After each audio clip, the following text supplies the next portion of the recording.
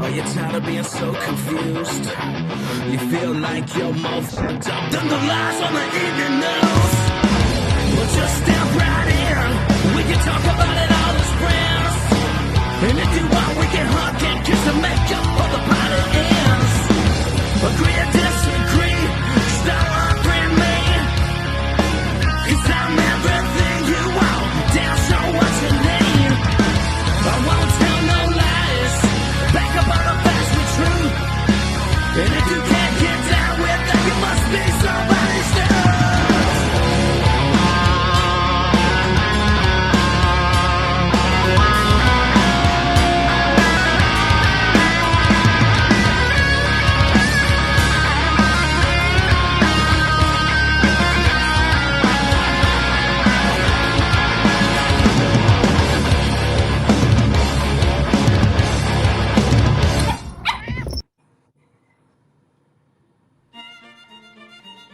Oh, hello there. Come closer. No, closer. Thank you. It's wonderful to see you here today. Just a little light reading. I want to show you something. Right here. The Don't Unfriend Me Show. Closer. Can you see it? That's right. The Don't Unfriend Me Show. In rock and soul. Save your soul by picking it up today. Thank you. And be cool, like the Don't Unfriend Me Show. Hey everybody, it's the chicks on the right here. We had such a blast on the Don't Unfriend Me Show. Check them out at The Dumb Show on social media or thedumbshow.com. They stream weeknights at 7 p.m. Eastern, and you guys, they are your people. They totally are. And you can find us in all the places by visiting chicksontheright.com/links and watch us weekdays at 8 a.m. Eastern. Adjusting transmitter output. This is the Don't Unfriend Me Show with your hosts, Matt, Leroy, Amy, and Olivia. Geopolitics, military analysis, and election coverage. Coming to you live on all major social media channels at The Dumb Show. Honest, direct, unfiltered. We can agree, we can disagree. Just don't unfriend me. Welcome to the Don't Unfriend Me Show. It's one of those nights. It's one of those nights where things just keep breaking. And I don't know what to tell you, folks. We did our best and we tried, but there will be no bio tonight because the one that I wrote, that I installed into the program that I'm supposed to go ahead and read from, that crashed. And that doesn't happen. So let's hope it gets better tonight. But let's see. Last Friday we had Barry Morgenstein, but tonight we have John David Gregory in the house, the Faceless Man. Chris Martini will be in studio, which is going to be exciting. And then Tyler Fisher. I believe we're probably going to reschedule that because we have to go to that vote in Front Royal, the one that they cheated in last time. And Scott Lloyd has asked us to be there to televise because we don't want them to try to cheat again. So we will probably be at both. Hannah Pruder will be here, wonderful novelist, amazing book that she wrote on God. Being in America's Corner, and then Damani Felder will be here. We also have Chad Prather coming on in the works and several other people. We're working towards it to keep providing you wonderful shows. But for tonight, we've got Mr. John David Gregory, and Leroy is in the house. So with no further ado, let's go ahead and introduce Mr. Gregory. John David Gregory in the house. Welcome, sir. It's good to have you in the Don't Unfriend Me Show. Hey, man, thank you guys so much for having me. It's an honor to be here, especially with some fellow veterans here. I'm looking forward to chopping it up with you guys. Yeah, and since I have to fire my writer because the intro isn't here, why don't you go ahead and give everyone a little bit of bio on who you are and a little bit about yourself, brother? Absolutely. Thanks again. Again, John David Gregory. I'm a Kentucky kid, Louisville, Kentucky, born and raised. Spent time there almost until my early 20s. Played very athletic basketball, football. Played football at a big time, in basketball at a big time high school there called Trinity High School in Louisville, and then nationally ranked in the sports. And then also went off to college and had a dream to play basketball at University of Kentucky. Last man cut under Rick Pitino. Was devastated. Ended up getting a spot as a walk-on football player for Bill Curry. Shows my age. I was on the Curry's Cats back in the day. And then after a couple of years of just getting tired of having my ass handed to me and scout teams and everything else, I walked into the theater and saw Ashley Judd, man, and how she was in Hollywood, and it just stuck with me. So ended up spending time in the entertainment industry and coming out to LA. I mean, there's so much to unpack in just that first little short part. But and then of course after 9/11, joining the military. And from there, that was an adventure, that whole nother adventure itself. The reason I call myself the Faceless Man is just because I've had so many lives. I mean, people, I think like you've had like 9-10 lives. I became who everybody wanted me to be. All because I never knew who I really was, based off some trauma that I experienced as a kid being sexually abused. So lots to unpack, but again, I'm excited to be here. And the story of the Faceless Man is not something I even wanted to do. I'm 56 years young, and I refused to write a book. I'm like, I'm not writing a book. I'm not going to be this cheesy book sales guy. I hate crap like that. I'm like, I don't want to do it. And I finally realized that it was holding me back.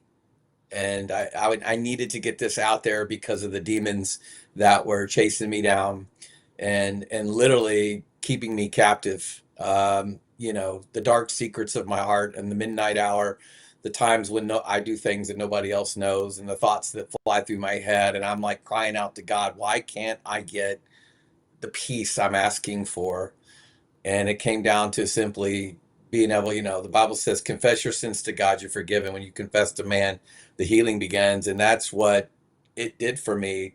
I used to say, I'm embarrassed to say it took me this long to figure this shit out, but it is what it is. I needed to finally get it out and tell a story. And now people that look at my life, they pick up the book and they're like, holy shit, John David, like, I didn't know you were going through this. I had a coach reach out to me lately and it was like, oh my God, I didn't know you were going through this back then. So wow. It is what it is. It's a very raw, and I mean raw. It's not a Christianese, if that offends you, people, if they say that's too much for us, then don't read it, because I punch you right in the face. I give you the raw details of what it's like to be molested, raped as a man and by other men, and then go from there. And then how I spent so many years searching my identity in drug, sex, alcohol, male escort, stripper, you name it, I did it. Wow. It's a miracle I'm even alive, guys. Yeah, Ryan Weaver's watching right now, and he's like, hey, Matt, you got to lower that TV. I can't. It's a 75-inch TV, and in order to run the show and do research and make everything work, I got to do this. There's just not enough wall space. So, hey, you know what we could do is, Ryan, you could go ahead and put a benefits concert on for the Don't Unfriend Me Show, and we can hire some interns. That would be awesome. Ryan Weaver is one of our good friends on the show. We love him to death. So there's a lot to unpack there. There's a whole bunch to go into. So what I want to do is there's some sinew that and lines of delineation between things you've went through, and then obviously, you know, things that I've went through, but there's also things that you share in common with Leroy. So let's start with the middle, and then we'll go to the first, and we'll go to the last. So when when you're talking about the United States Navy, 9/11 takes place, both towers go down. Bush is on there with a megaphone. They're all going to hear us soon. We remember. It's well, some of us remember. New York forgot, but everyone else remembers. What made you decide the United States Navy of all places? There's Ryan Weaver. There, see, he says, "Wow, wow, That's amazing. Well, you know, I always wanted to be in the military, and I just, you know, the timing was never right. You know, I tried even at the University of Kentucky. True story. I was playing, you know, again trying to find myself, playing football, everything. I went to a Navy recruiter, and I sat down in his office. And I was like, sign me up to be in the Navy. I was like, I want to be a SEAL. I mean, I had all I had everything. I had checked all the boxes, right? And the guy takes my application. We're sitting down, and I kid you not. The guy comes to me, and he finally closes a folder, and he says, have you, if the money was right and you could fit it into your existing schedule, would you be open to a financial opportunity? And I'm like, I'm sorry, what? And this was my first introduction to network marketing and Amway. And I'm like, what the hell is this? Oh. This isn't the Navy. The recruiter, I won't say his name, but he's probably retired, and I don't want to shame him, but he tried to recruit me into a multi-level marketing company instead of pushing me towards the Navy. He said, I see you being millionaire and this and that, and this whole song and dance. So Amway? to say, I didn't join the Navy in college because this recruiter tried to, you know, hoodwink me to do this multi-level marketing thing. So I was real pissed. I was like, whatever. I walked out of that whole thing. But to answer your question, I wanted to be in the military since then, that back in my 20s. So now fast forward 9/11, you know, I remember sitting on my bed. I was in my first marriage and was sitting there, and I remember waking up and hearing this whole everything.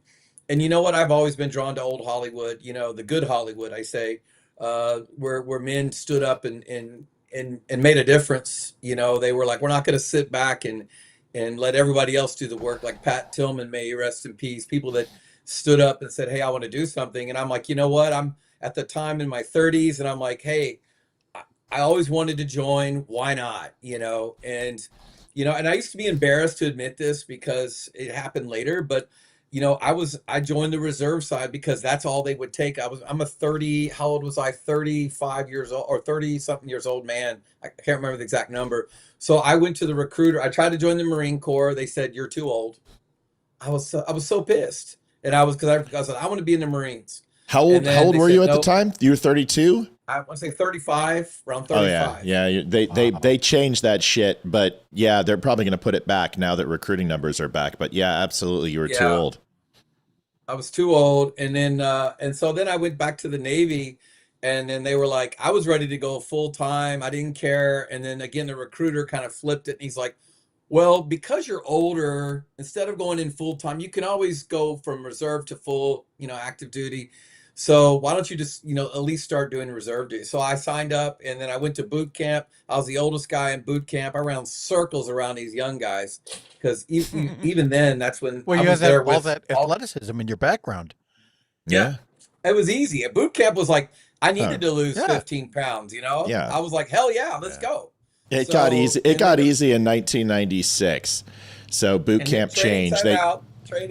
Training time out, chaplain card, no longer drilling with rifles. I was in the last boot camp that actually had balls. Literally, and then they changed everything. But as I'm out processing, they're talking about this new, the RDCs were sitting around and we're all joking around because it's over, and they're like, dude, wait till you see what's coming. I'm like, what are you talking about? He's like, dude, boot camp's going to change forever. And they started listing this shit off, and I said, they couldn't have done this shit 6 weeks ago? What the heck? Right. Hey, I had co-ed boot camp. Oh, So did I. All the females. Dude, I'm so not did I. lying. I went to Orlando, and we had Oh, I was co-ed. in Great Mistakes. So. Yeah, yeah. No, I was in Great Mistakes, and Yeah. we were co-ed too, but we didn't drill with them. We didn't PT with them. We literally just had a birthing unit across from them. Yeah. Yeah. Correct. Yeah, that's what we had. We had the same thing. They were a birthing unit right across from us. So Okay. Well, I got to that makes ask sense. you, what was your job in the boot? What was your first job they gave you? You know, everybody gets the job. Yeah. So this is a funny story. Leroy goes first, and then I'll tell you this because this. Okay. Yeah, go ahead. So I was originally supposed to be the head for the athletic, right? Like I was supposed to lead all the PT, Okay. but I had pointed out that I had kind of a gimpy shoulder, so they immediately put me in, of all things, the honor guard. Yeah. And yeah, so in boot camp. Yeah. Yep. Yeah. Colors. Wow. I got Yeah. So in Orlando, they had a couple hundred recruits at the graduation ceremony, but they had 6 or 8 of us at the very front, separated by a good 100 yards. So that, like, all the parents, all the officers, they had a really good crystal clear look at us. And so we trained with the SEALs in the morning, and I never had to do any of I didn't do any cranking, and I didn't have to do the getting shot in the face with the tear gas mask. You got to do the chamber, huh? Yeah, chamber. I got out of all of that. Of everyone here, I had the lightest and easiest boot camp. Wow. So I got the job as starboard watch leader on day 1, and then I got squad leader, team leader on week 3, and then I graduated honor man, and I was the only one they said who hadn't lost it in longer than 4 weeks. I didn't lose it once. So impressive. And I got honor man, and I went up against 10 other. I get what do you call them? Battalions then? What do we call those? Division. Yeah, division. Divisions. So went up against 10 other divisions, and one of them was an ex-Army guy. It was an Army puke, and he came into the Navy, and like we did cranking together, and he just was a dick measurer. We had a Napoleon complex. His name was Steve Engelman, I believe is what it was, and I'm 6'4", 225, and he's like 5'7". Jeez. And so, and he looks like a jockey, and always be like, you know what, Speer, I'm like, could you say that in your big dad voice? Anyway, he didn't like me very much, and it was him and I going against each other, and I guess I just cooked his ass in the panels. So I just rocked him. So, and I got honor man. That was it. Yeah. Nice. Wow. Well, I didn't have anything that glorious in the beginning, but I was the forward hold LPO. So, I had to make sure that the mops and everything was squared away. Squared away. Run away, right? Right. Mop closet's got to be squared away, baby. It had to be squared. And then I partnered with the guy that was doing the head, because we had all these heads, and then we only marked off 2 that you could use. And if you touch those other ones, you're a dead man. Yeah. Absolute dead man. Yeah. You tape them off. But then if they find out you tape them off, then you're going to be pushing. You're going to make it rain. You're going to make it rain. Yeah. Oh, yeah. We're IT. So that's right. Which I didn't Abandoned ship. Abandoned ship. Oh, man. I miss it. But I ended up, it was funny though, because they figured out real quick that I was a fish, out of the pond there. And they didn't mess with me very much until what they were like, hey, they had this one person step up to be the RPOC. And I just kind of sat back. And I remember them telling me, somebody told me, they said, hey, whatever you do, don't volunteer, and I'm like, I couldn't help it, man. It was just in my nature. I'm the guy that I jump in the fire. It's just that's what I do.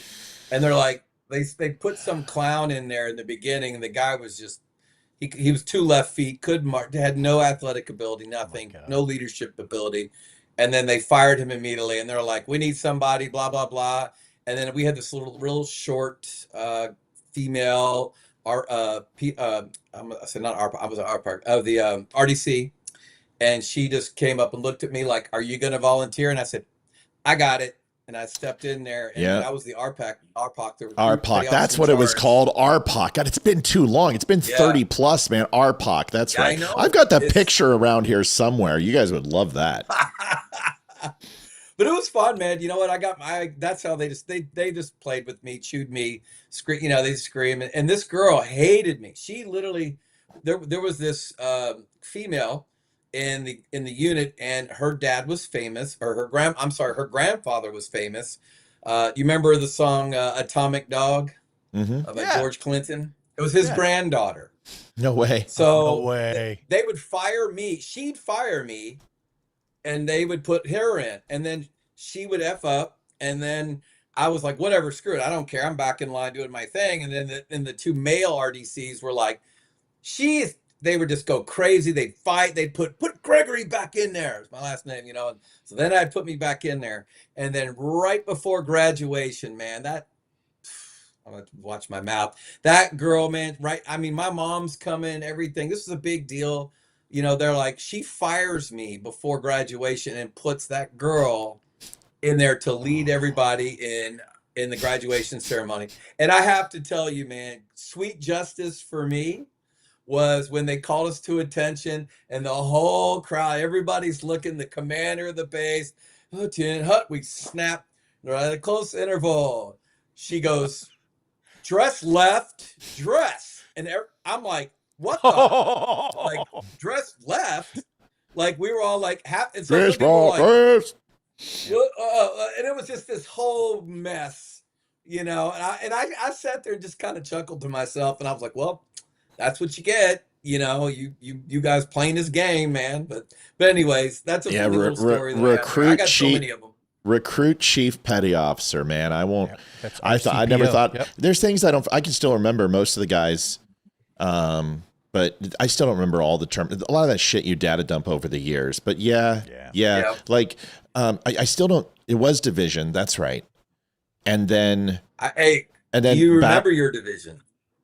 287. Your number? Yeah, 819. Yeah, 287 was ours. Yeah, 287. I remember that. It was I-090. Now they told us that it stood for integrated because we had females in our. See, the funny thing is at Great Mistakes, they drew like literally day 3, they drew for honor guard. So, you know, or color guard. And that was a separate battalion. It's not battalion. What's it called again? Division. Yep. God, freaking Navy terminal. Anyway, so they were separate, and they would pull those guys, and then we hated them because they always got to eat lunch first. Yes. Those bastards. They got soda. They got soda before us. Like, we didn't get soda until week 4, so we couldn't. And not that I drank that shit, but you know, everyone's like, we want coffee at chow and breakfast. Yeah, I was gonna say any caffeine you could have got, you wanted it. No, because they pumped you full of saltpeter so much, so you couldn't get a hard on in the morning. I mean, but hold on real quick. Hold on. I know. I'll get it. But Ryan Weaver goes, I'm just loving 3 Navy dudes talking about being grateful for not volunteering to be shot in the face. All right. You know what? Saltpeter story, but go Ryan, ahead. Army aren't ready for Marines yet. So anyway, so here's a quick one. So my last name is Speer, Speer. My first name is Matthew. Now in the military, specifically in the Navy, it is first name or last name first and first name last, but it's actually first initial. So it took the RDCs and my chief and the LT about 3 seconds to name me, because on my freaking on my dungos it's Speer M, Speerm. So it said sperm. So in about 3 seconds, semen sperm, get your ass over here. And I'm just like, I'm toast. I'm cooked. You were set up for failure, bro. Like, but we did it. It was successful because I took their shit and I embraced it. I embraced it. Absolutely. One of the worst That's the way to own something and actually make it work for you. And when you can do that and be a standout, doesn't matter what that name is or how derogatory, you're a rock star. Good on you, man. The worst time I pushed rain ever in my life, and I literally made the freaking John sweat, is when my chief, BB stacker. He's a BB stacker. So it was what is it? What's his he's first class. Come on. What's his petty officer. No. His actual rate. BB stacker. What's the rate? AO1. BB stacker. Ordnanceman. Aviation ordnance. So AO1 goes to me and he's like, he's looking around. He's like, Speer, this is a soup sandwich. This place looks like absolute dog shit. What do you say for yourself? You know? And I'm like, It's semen sperm. Oh man, he kicked my ass all day long. I mean, I must have pushed about 150. Anyway, go ahead. You're telling us a story about saltpeter. No, it just made me think of it, man. I just remember laying in the bed at night, and we're it's late, and all of a sudden I hear some guy go, everybody's talking around. It and won't work. I realized it too. I was laying there like, all of a sudden it hit me. Maybe I just said, "Hey, has anybody else not popped a heart on in like the last 2-3 weeks?" RDC walks in and says, "Pop tall," and you're like, "I can't." What the? Yeah, can't do it. No, it was, dude. It was crazy because it didn't even. I was so stressed out the first few weeks, so I forgot. Yeah. So and the next thing it just hit me one night. I'm like, my God, I haven't had a heart on in weeks. Oh, it takes you like 2 weeks before you can actually take a decent shit. Yeah. Yeah, I know. It's bad. No, 100%. No, nobody understands that unless they've gone through it. So. Yep. Any progress on the Epstein investigation? When do you think the unredacted list will be released? Bob Schoenleber said. I don't know, man. I'm not sure. So. Good God. But honestly, it doesn't matter. Even if they unredact it, it's still not going to be what you're looking for, which is to go ahead and prosecute Trump. He's not on it. If he was, Biden would have hit him. Every intel agency would have hit him, and they would have. So what are you looking for? You have 3 million. You haven't read any. So why do you need more? Have you read all 3 million? No. Well, then get busy. What we wanted yet, Matt. You know what I'm going to do? I'm just going to make a shirt that says Epstein file. Trump did it, and then just shut everybody up. It's ridiculous. All right, so John, you go in the Navy. You go to Great Mistakes, and do you ship out? You go to your A school. Where'd you do A school at? Yeah, in Meridian. Is it Meridian? Where the hell's Meridian? I don't even remember. I just remember the name Meridian. You remember Meridian? It's like. Hang on a second. Yeah, it's terrible. Let me hit it up. Dude, we're old. What do you want? I don't remember everything. I can't. I'm terrible. I remembered half my stuff that we did, but so you'll laugh, but so they sent me off to be a yeoman, and I was pissed because I was like, what the hell's that? Oh no, you're going to be in charge of everything, and you're going to do all this. Okay. So I went to the yeoman school. That's a person to know right there. Yeah. I realized I was like, the cool thing, I was like, oh man, I'm around all the females. I was loving it, so I was, okay, cool. Air conditioning, everything. But what happened was when I got into it, I was like, man, people are giving me crap. I was like, I don't like this. So then I was able to switch over and go over to a mine unit, a mine division, which was so much better. And I was able to actually, participate and do things that, besides pushing paper.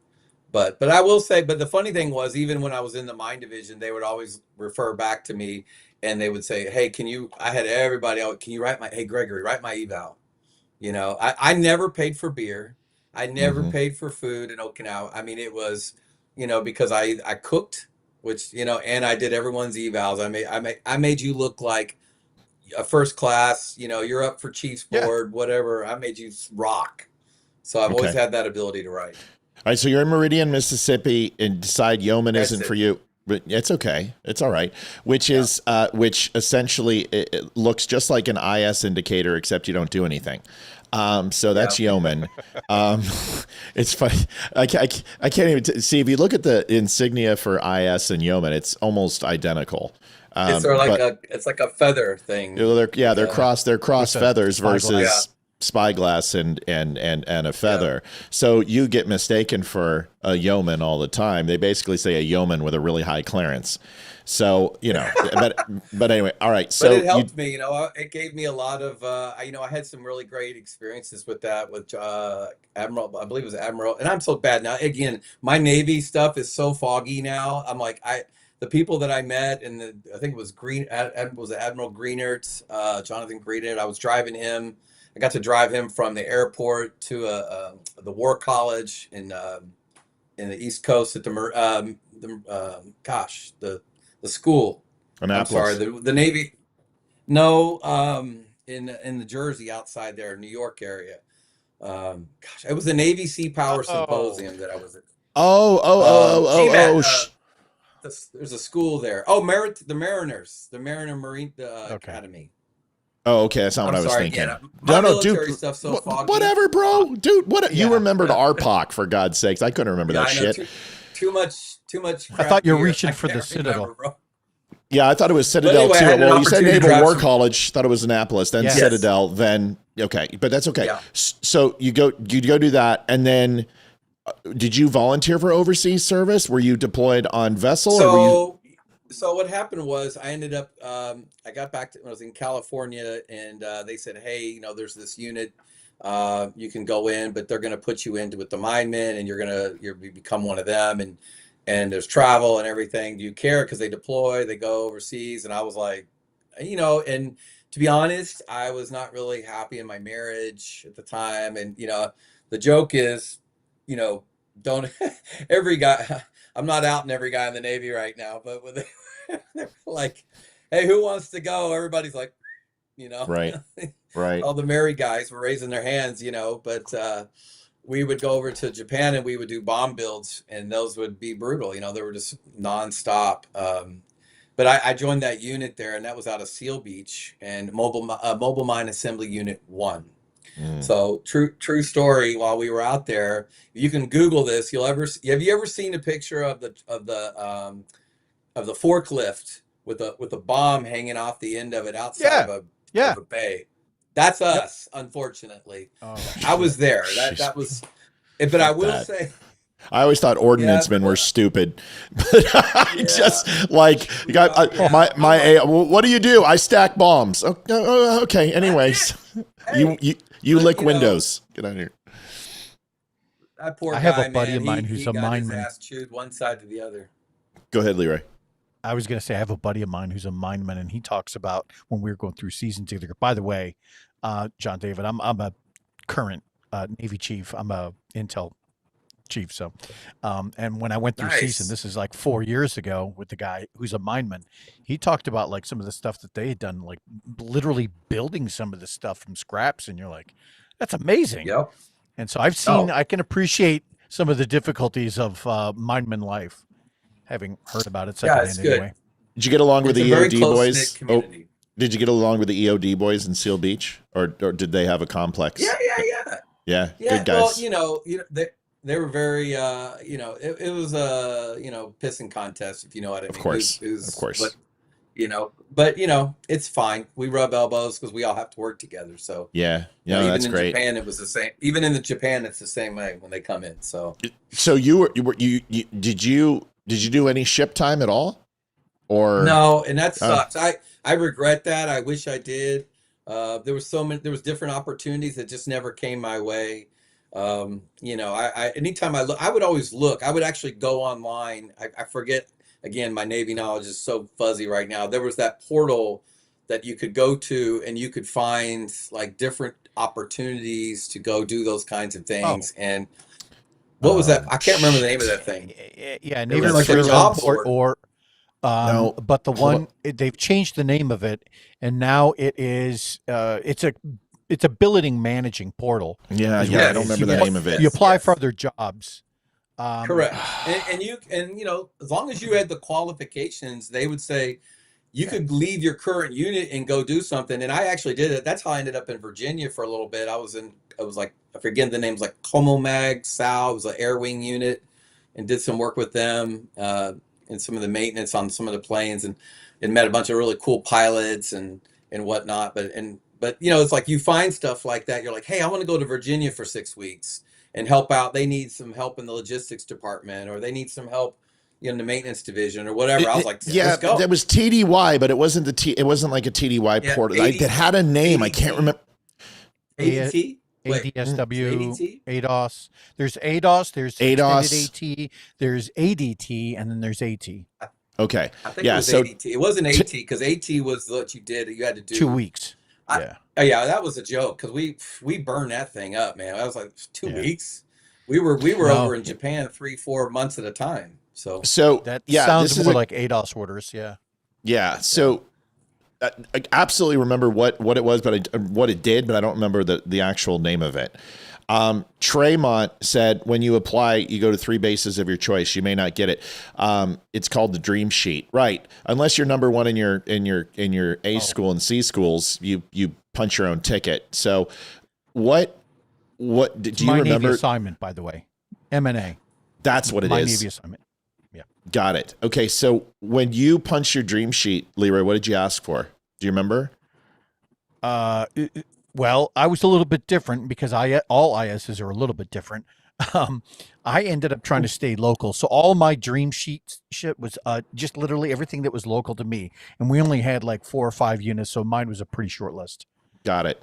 Yeah. I think I asked for Yokosuka, number 1. And then IS-1 Cockler, who was one of our instructors. We were filling it out and she walked by me. She goes, don't even fucking put 2 and 3 on there. And she goes, you've already got number 1. So you want to go to Yokosuka, you're going to Yokosuka on the Blue Ridge. And I want to go on the Admiral's Barge just because I just wanted to see that area. I wanted to see that part of the world. It was just, the Orient, South Pacific. Cool. So you got out when? Oh gosh, 2016. Trying to remember. Yeah, around 2016. So you stayed in for a while.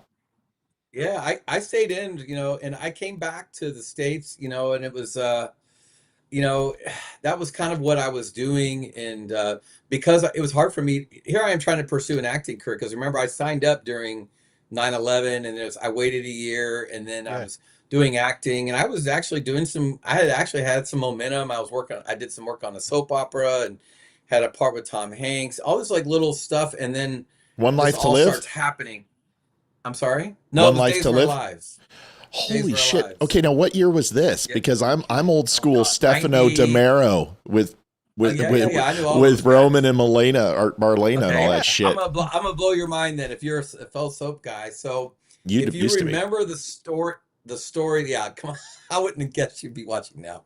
But the storyline was you remember when Marlena was like levitating and they had Father Francis. The succubus. Yes. Yeah. Yeah. Fuck yes, we do. Listen, you don't know we're in the Navy, man. We're gay. Of course we know. What else did we do? Right now, your man card is leaving. Listen, what did you expect us to do when we were out to see you, bitch? Of course we watched Days of Our Lives.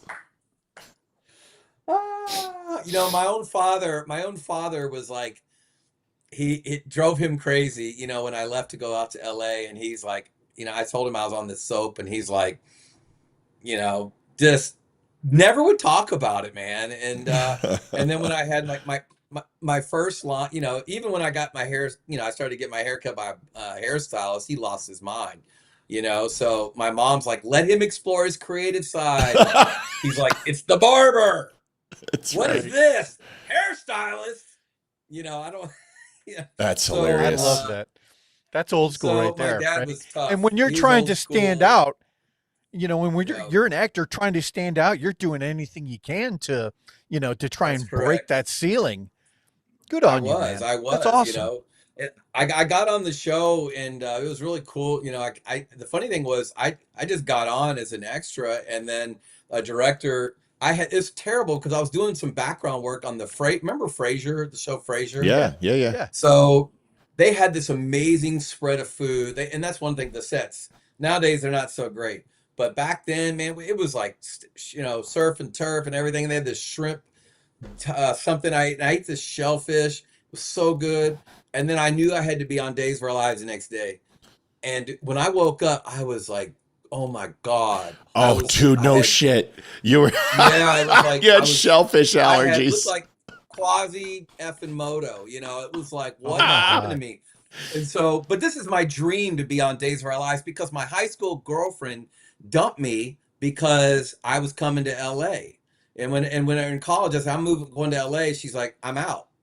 So, and her favorite soap opera was Days of Our Lives, and her favorite heartthrob was Peter Reckell. So I told her before I left, I said, I'm going to be on freaking Days of Our Lives, and I'm going to do a scene with Peter Reckell. And she's like, No way. Whatever, dreamer. Guess what? No way. So that day I show up, That's and I've got awesome. all covered Quasimodo. The director, the camera starts on me as a background, and they want me to walk over to the principal. And then all of a sudden the director goes, whoa, cut. he walks over to me and he just goes, "Hey man, I can't have you on the show.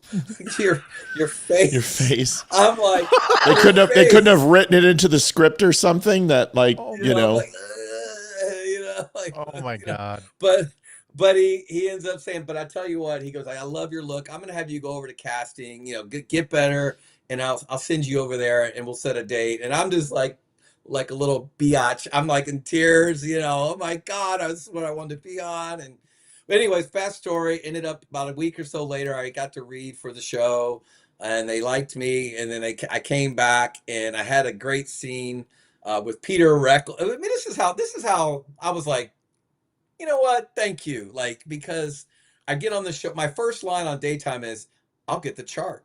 And it was like literally, it was like, that's all I said. That first day, my first line on John David Gregory's first time on network television is, "I'll get the chart." Get the chart.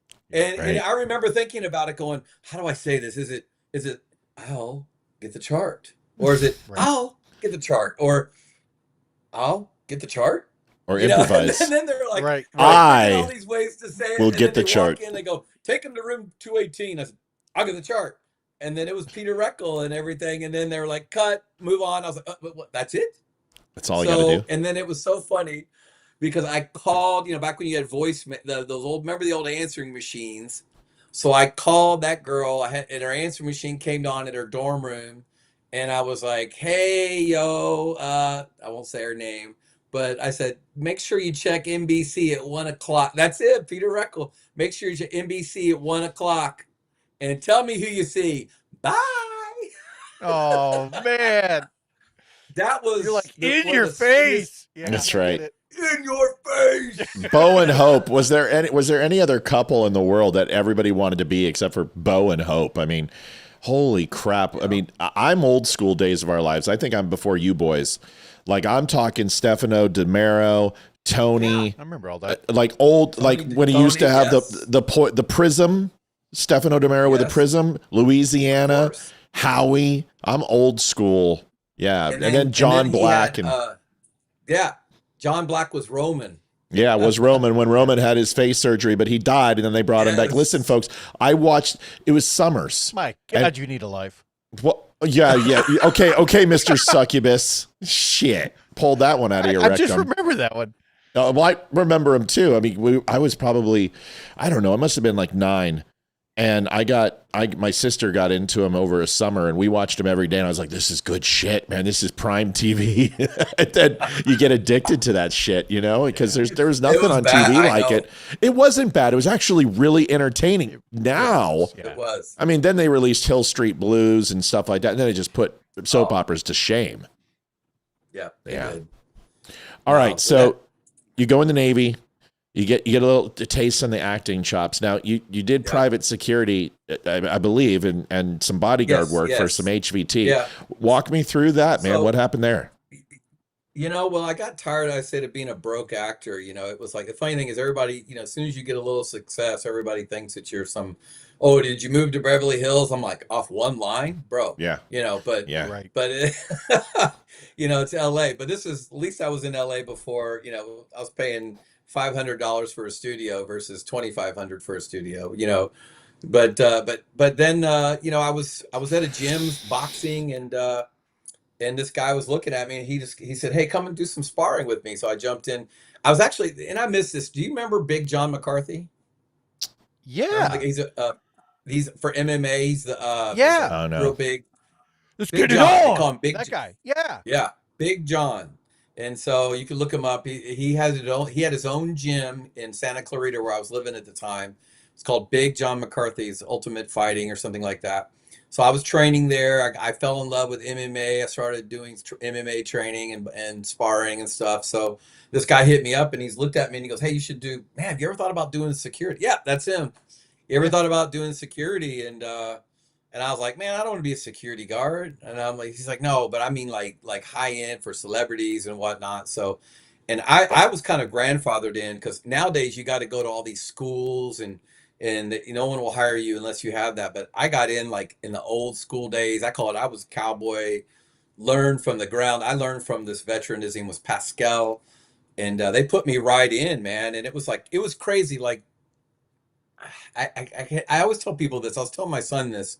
I said, you kind of know the flow of where God plans in your life, because it was just like the river. It was like a river that just opened up for me. And like, I literally went as, they said, hey, you're going to go work for this family, this reality show family. I didn't know who they were. You know, this girl named Kim, she just had this porn video, this guy named Ray J, you know, and I'm like, oh, okay. Which I should have sent you some of those pictures, but that I had not. No, I've got the video right here. Hold on, I've got it. It's right here. I'm sure. I'm watching. I was funny. I was watching it while. Hold on a second. Oh yeah, that is Kim Kardashian. Never mind. I see her. That's good. What a smile. So I got in I basically filled in for this guy for the reality show, and I felt bad because he brought me in, and next thing you know, when he came back, they actually asked for me. They were like, she's like, I really like John.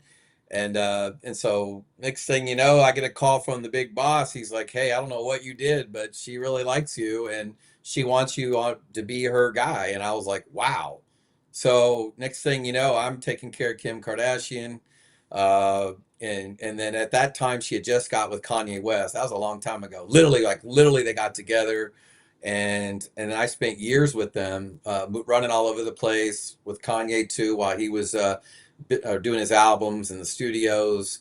And then even, up until I was with them until right when that whole Paris incident happened, you know, and it was like, without going into gory details, but I wasn't there, and I was asked to stand down, and then all that crap happened in Paris. And when everybody came back, my boss was thrown under the bus. Pascal, he's this big German guy, nicest guy in the ways. He reminds me a lot of you, Matt. You know, he was real buff, but had a real sweet spirit too. And but he, I really do. He came back Tell me more about me. Yeah. Seriously, go ahead. Just keep going. No, I'm just kidding.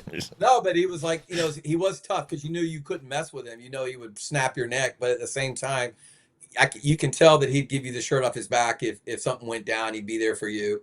And Wow. he literally was. He just told me, hey man, I told him I got to get out of here. I don't want my name getting drug in the mud with this whole thing. I'm an actor too. I'm trying to make myself with this, and Right. so I left, and then from there I was like immediately got with Robert Downey Jr. So that was like, No way. It was like crazy how, yeah. That's why I keep saying how God kept orchestrating my steps. It was like I couldn't have scripted this thing. I'm at the gym boxing again. This time that gym shut down, so I'm at UFC in Santa Clarita, another gym, and I'm training.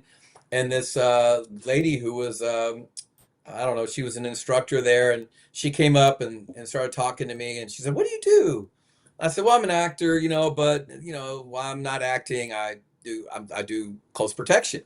Well, my brother takes care of Robert Downey Jr. He actually runs a team. And matter of fact, they just lost a guy, and they probably need someone. I'm like, oh my God, like literally could the timing be any better? Right. And the guy, like, he lives here. So I met him for coffee.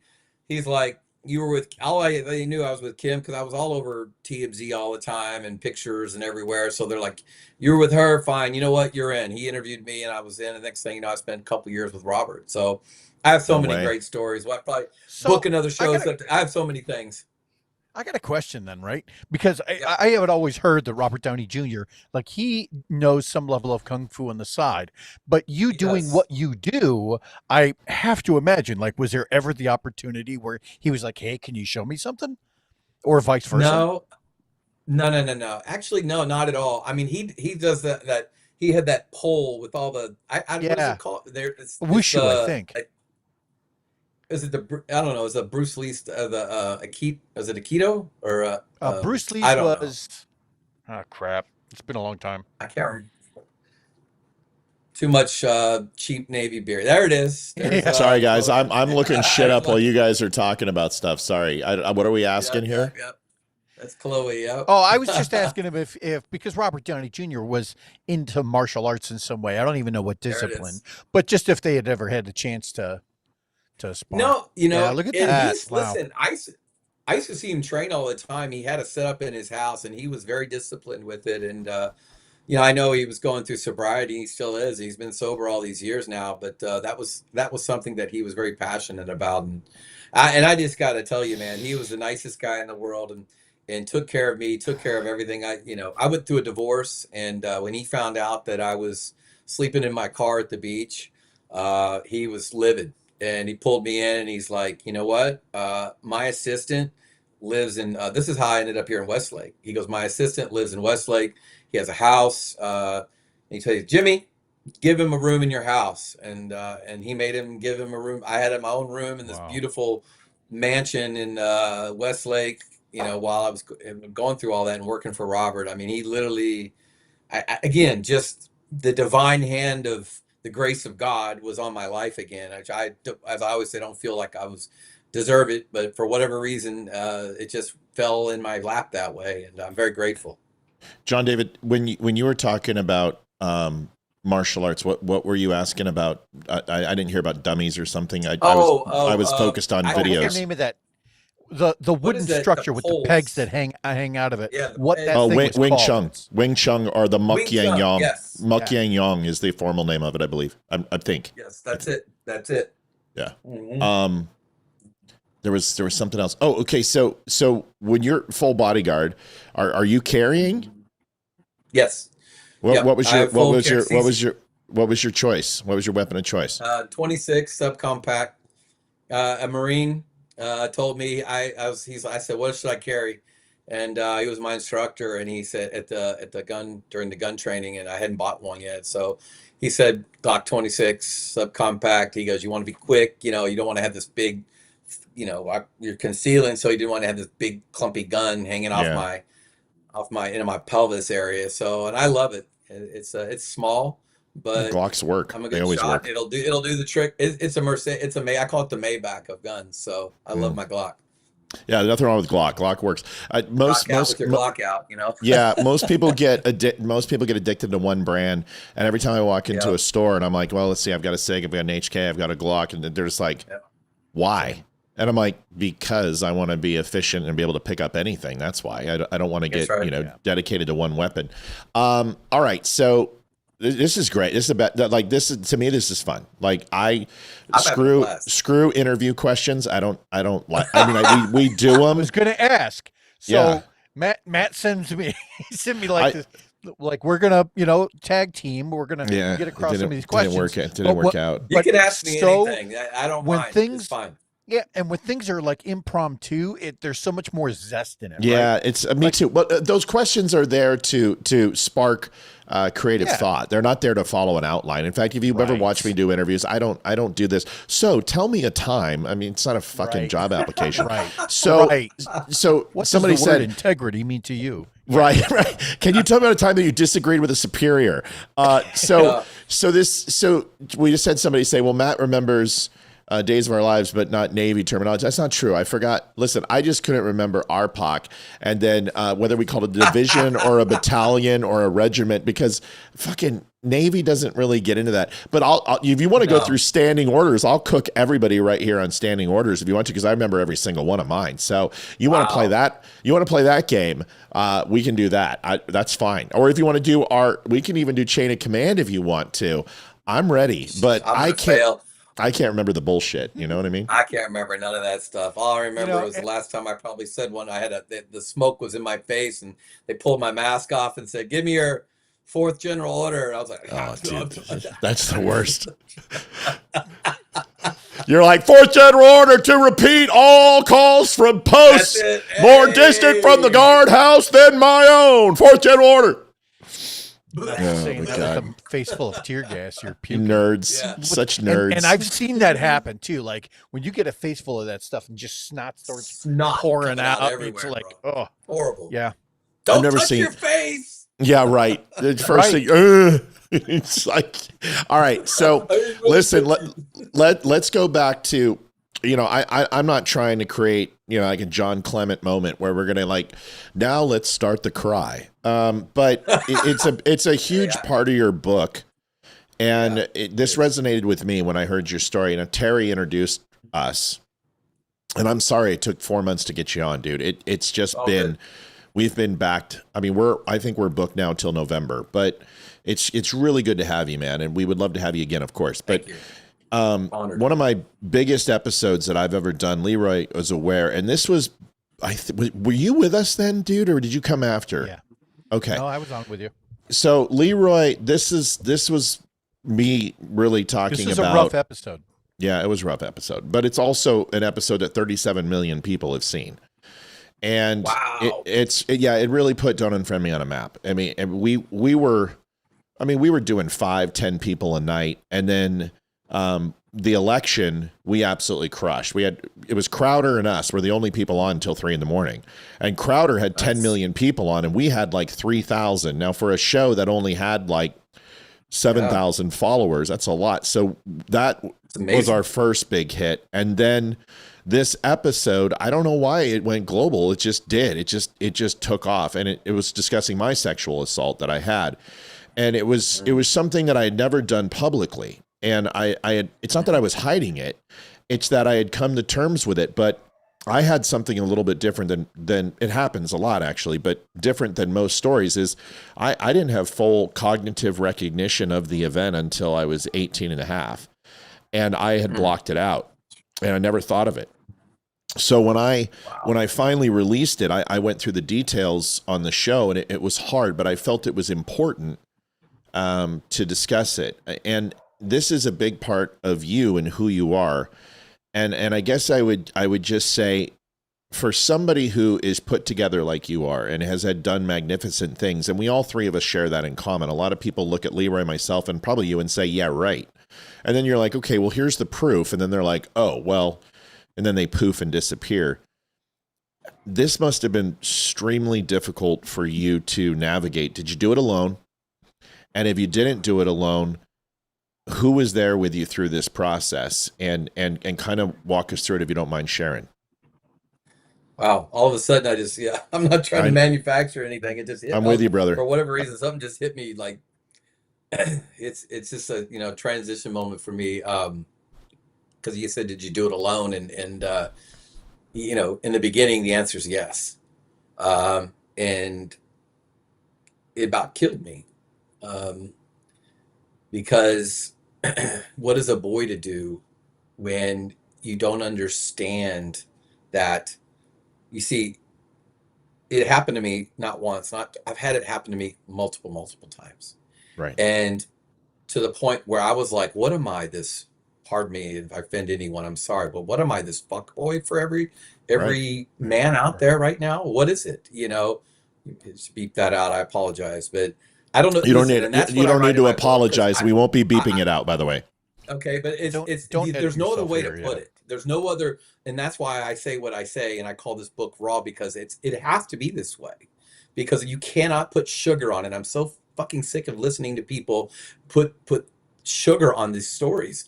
I literally, I had a childhood friend who I trusted, and, literally would come over to my house, and one day, when you're a young boy, 8 years old, 9 years old, 10, he just starts pulling out his junk and starts, playing with him. And you're like, what are you doing, bro? Like, and then he started introducing pornography to me as years went on.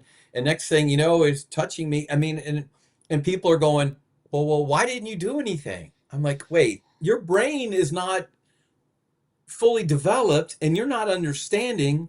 And then the confusing part comes in because I'm reacting. Yeah. I mean, we all know what that means. Let's just, so I'm like, well, what the hell's wrong with me?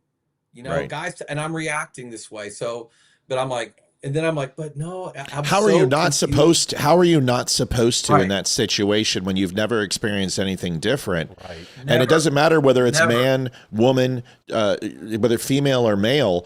Listen, I don't want to, but I am going to chime in on these because I share it with you. But when you're 9 and 14, in between those areas, most of us are having homoerotic fantasies or touching that area at some point.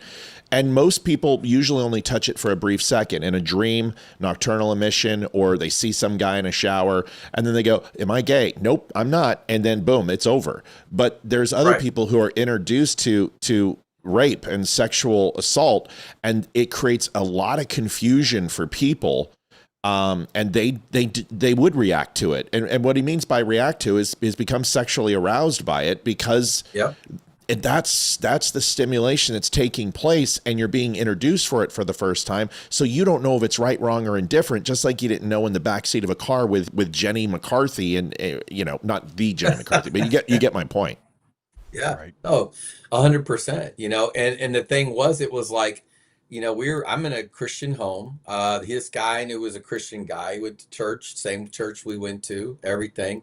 I knew he had a girlfriend, everything, but for whatever reason, when he decided to come to my house, he wanted to mess around with me, and until finally I just had enough. He would come up, and to the point where he was driving, and he was older, and then I was still younger, and my dad would say, "Oh, so and so's here," and I was like, "Oh shit," Right. And then I'd be in my room playing music, just trying to play it off every time, and he'd be like coming in with the latest porn magazine and whatever, and then that's when things just went down that path, and even worse. So, but there got to a point when I literally had to tell him, "Don't ever fucking come to my house again, or I'm going to tell everybody," And he was like, "Whoa, well, I'm not really this way. I'm just having fun, man. We're just having fun. We're just having fun." And so Right. that's what I kept telling myself too. Well, maybe it was. Maybe I'm just like, that's just having fun. But here's where it gets messed up, see, because literally it's like this thing followed me. And now that I understand things a little bit differently, and in my faith, and understand that there is spiritual world and everything that goes on, it's like I realized, to me, this was a demonic thing that was following me, man, because the way I'm built, the way the good Lord made me, God wants to use me for his glory, and then the enemy wants to take it and use it to pervert it. And so next thing I'm a star athlete. I'm playing basketball. I'm killing it, man. And every high school wants me to come play for them. And we were literally playing this team across town, and their coach kind of always had an affinity for me. And I thought it was because he kept saying, "I want you to go to this high school," to where I went, which was Trinity High School. And I thought, "Oh man, this coach really likes me." And we beat their team in the championship. And afterward, he came up to me and said, "Congratulations." He goes, "Why don't you come over to my house? All these players here." He goes, and you can meet them, because they're all going to Trinity. And because I was going to go to the different school, St. X, which ironically is where Tom Cruise went. So Oh, wow. I was like, no, I'm going to go to St. X. I don't want to go to Trinity. But he's like, "Please just come." So, and my parents were like, "Oh yeah, you should just, these boys seem nice. You should go check it out." So I go over there, and, we're hanging out. Everything's good. Pizza, Cokes, everything. We're watching tape. We watch a video, next thing guys start leaving one by one. And I'm like, "What's going on?" And he's like, "Oh, I'll take you home." He told my mom he'd bring me home, whatever. Didn't think nothing. Next thing I'm just laying on the couch, just chilling with a soda. And I still had on my game shorts, from after the game and everything. And back then, everything was so short, you were Yeah. How old were you then? like booty short. Oh God, I was in eighth grade. So Okay. whatever that, 13 maybe. He's 13 years old. Yeah. Damn. I think so, yeah. So I'm literally sitting on the couch, and he plops himself down on the couch, talking to me. And once the last guy left, and he says, "Hey, you really did a number on my team today, but hey, I'm really excited you're here, blah, blah, blah, blah, blah. And how's your leg?" Because I had and this is true, I had a cramp in my leg, and he goes, "Here, let me rub that out for you." And he starts rubbing on my leg, just boom. And next thing, and and this is what I struggled with my whole life, because I reacted. I'm Sure. like, I'm getting a freaking hard on, Right. and I'm like, what the heck? I'm like, fat ladies, smoky Sure. Right. Brooklyn Dodgers, Right. 1967 roster. Right. I'm like, oh my God, and it's the only thing I can do, and I joke. The funny thing is, I can actually joke about this stuff because it helps me get through it. Sure. Because of it is course. fun. That's how I had to do, but it did work. And next thing you know, he's sliding his hand in there and whips it out, and there it is. It's out there, and he starts jerking me off, and I'm just like, oh my God. And I'm like sitting there in shock, and like I told people, I said, the only way to get through it is to just let it go on, because if you resist it, who knows how long it was going to go on. Right. So once it's over, it's over. And he's like, "Oh, let's get you home." And, this is nothing. Hey, it was always like, I can't even really remember. It was just like, "Oh, you'll be better now." And And the funny thing is, I'm thinking, wow, this guy was brave. He never even told me don't say nothing, anything like that, Oh, or right. whatever. So I'm surprised, never. And Did you you? know, Did Go you ahead, ever I'm say sorry. anything? Did you ever say anything? Later, not until later in life. Well, this is where let me just segue here. Sure. Go ahead, Um, please. so I get to high school. This son of a bitch gets a job at the school. I'm sitting there at freshman football practice, knowing what he had done to me. And we're standing in line to get a physicals with the doctor. Guess who's sitting there with a clipboard next to the doctor? That same guy. So basically, the doctor's making us pull our pants down and giving us a, and Right. that guy's sitting there with his pen and with his notepad. Like, what the hell? You know? So I'll never forget that. I still can visually see exactly that moment. And then so from there, you know, that traumatized me to the get-go. Well, Sure. then what happened was, even after that, there was this priest in the school who took a liking to me. And this is hard for me to even bring up and actually I was shut down from this in the courts because they said I didn't have any proof. It was my word against his, statute of limitations. And I received so many nasty messages and private, like blocked people would send me emails, and because I mentioned this guy, and I'm not going to mention his name, but he's beloved. Like to this day, he is still a beloved figure. And you know, to the point where he was so kind to me, and then all of a sudden he says, "Hey, well, what's going on?" And I just broke up with my girlfriend, and at the time, this one girl I was dating, and he said, "Come over to the priest house." So I'm at the priest house, and he hands me, and it's like I had never drank alcohol before, and so very conservative family, you know, and they gave me Miller Lite. Just had a couple Miller Lights, and then I start spewing. He's like, "Hey, I gotta tell, are you okay?" And I'm like, you know, I've been trying to, I don't know who to tell. This has happened to me. And I told him about, you know, this coach, you know, that's coaching, and he always stares at me, and he did this to me when I was in 8th grade. And he goes, "Well, show me what he did." I go, "Oh, I laid on the couch." "Well, put my hand, show me." And the dude does exactly the same thing to me. Takes my crap out, starts jerking me off. And then one thing leads to another, and then he tells me, "Oh, you did this for God." He's like, "Oh, you're doing God a favor. I can't have these kind of things because I'm a priest." It's like they all fucking go to the same school, isn't it? Yeah, It's like they do. train them this shit because the exact same words were said to me. Was there ever a point? Was there ever a point where you had blamed yourself, and Every if day.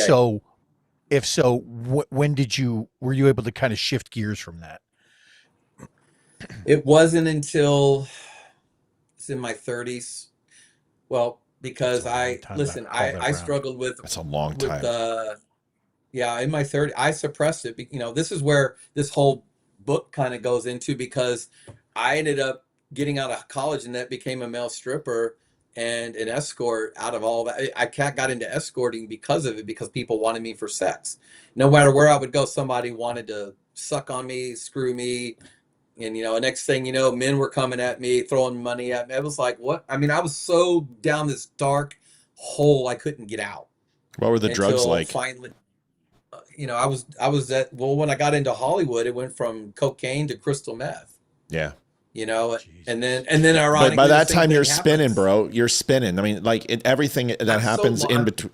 Yeah. Yeah, no, it's like a spiral web. I mean, there's a whole section there I'm leaving out, but to answer your question specifically, I was married, had a couple kids, and I was sitting at a table, and my mom had sent me a clipping of a newspaper of that coach that got arrested at a restaurant. They came and arrested him, and he had touched someone at another school, and I was like, she goes, "Can you believe it? That was your coach, and I was one of your coaches." And I said, "Mom," and I finally told her. Dude, And tell me her his. dad- Just tell me, please, for the love of God, tell me his name is not Harvey Kotchel. No, it's not. Okay, because No, we're. no. But if viewers don't know, we literally lived right next to each other. I was in Ventura, he was in Westlake, And unfortunately, I was was never. in Louisville. Well, I was in Louisville, Kentucky when this Oh, happened. at that time? Okay, good. Well, but the point is that that gentleman who was the football coach for our school never touched me, but he raped, I think, like 50 different girls and boys. Horrible piece of shit. And I'm just making sure. So I'm sorry to hit that. Yeah, no, you're fine. You're fine. So my mom tells me, and I read this article, and they're like, if anyone else he did anything to anyone, please contact, Louisville Metro Police Department.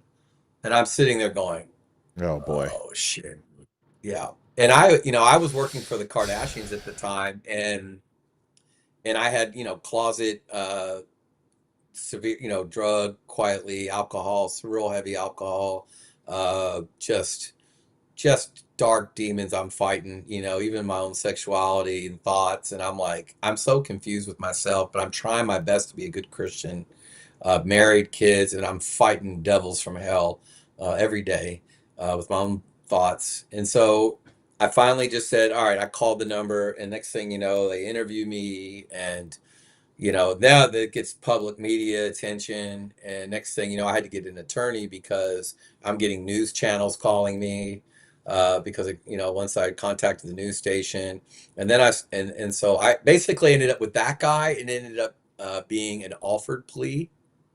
So I said, listen, I don't want to come back. I don't want to. I'm doing my thing here in LA. I'm good. I don't want to go sit on a stand. I don't want to look at that guy. You know what? And whatever happens to him, happens to him. But so from what I understand, it's like they took mine and stuck it on the other one too. However that works. So an offered plea, but he got out a while back, but he didn't have to do too much time, unfortunately. But yeah. But from that, I actually ended up spilling the beans to the police about the other guy, about the priest. And so they did their own investigation, and and that turned real ugly fast. Actually, that got ugly quick, more than the other one, because he was already out. And then like I said, I got threats. You're never welcome back at the school again. All these, I would get emails from people like, how could you? He is our beloved, you're disgusting. He helps my son. I'm like, yeah, I bet you in more ways than one, Or But, he didn't, and he was absolutely, it was innocuous with other kids, because they only prey on the people. Usually this is the thing, they prey on the people who are already victims, because those people don't have the moral clarity or understanding or conviction to stop it. So they recognize this, and they groom certain people, and honestly, they find some boys not attractive. They find certain elements attractive, and that's what they go after. So for anyone, it's funny. Mine was, Leroy, you were going to ask a question. I'm sorry, man. Please, go, and then I'll chime in. You're good. And well, my question was, so you've got the title of this book, The Faceless Man.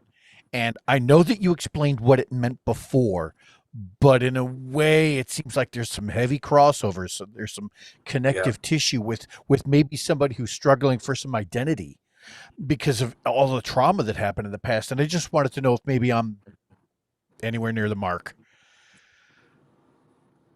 Yeah, does that make sense? The question.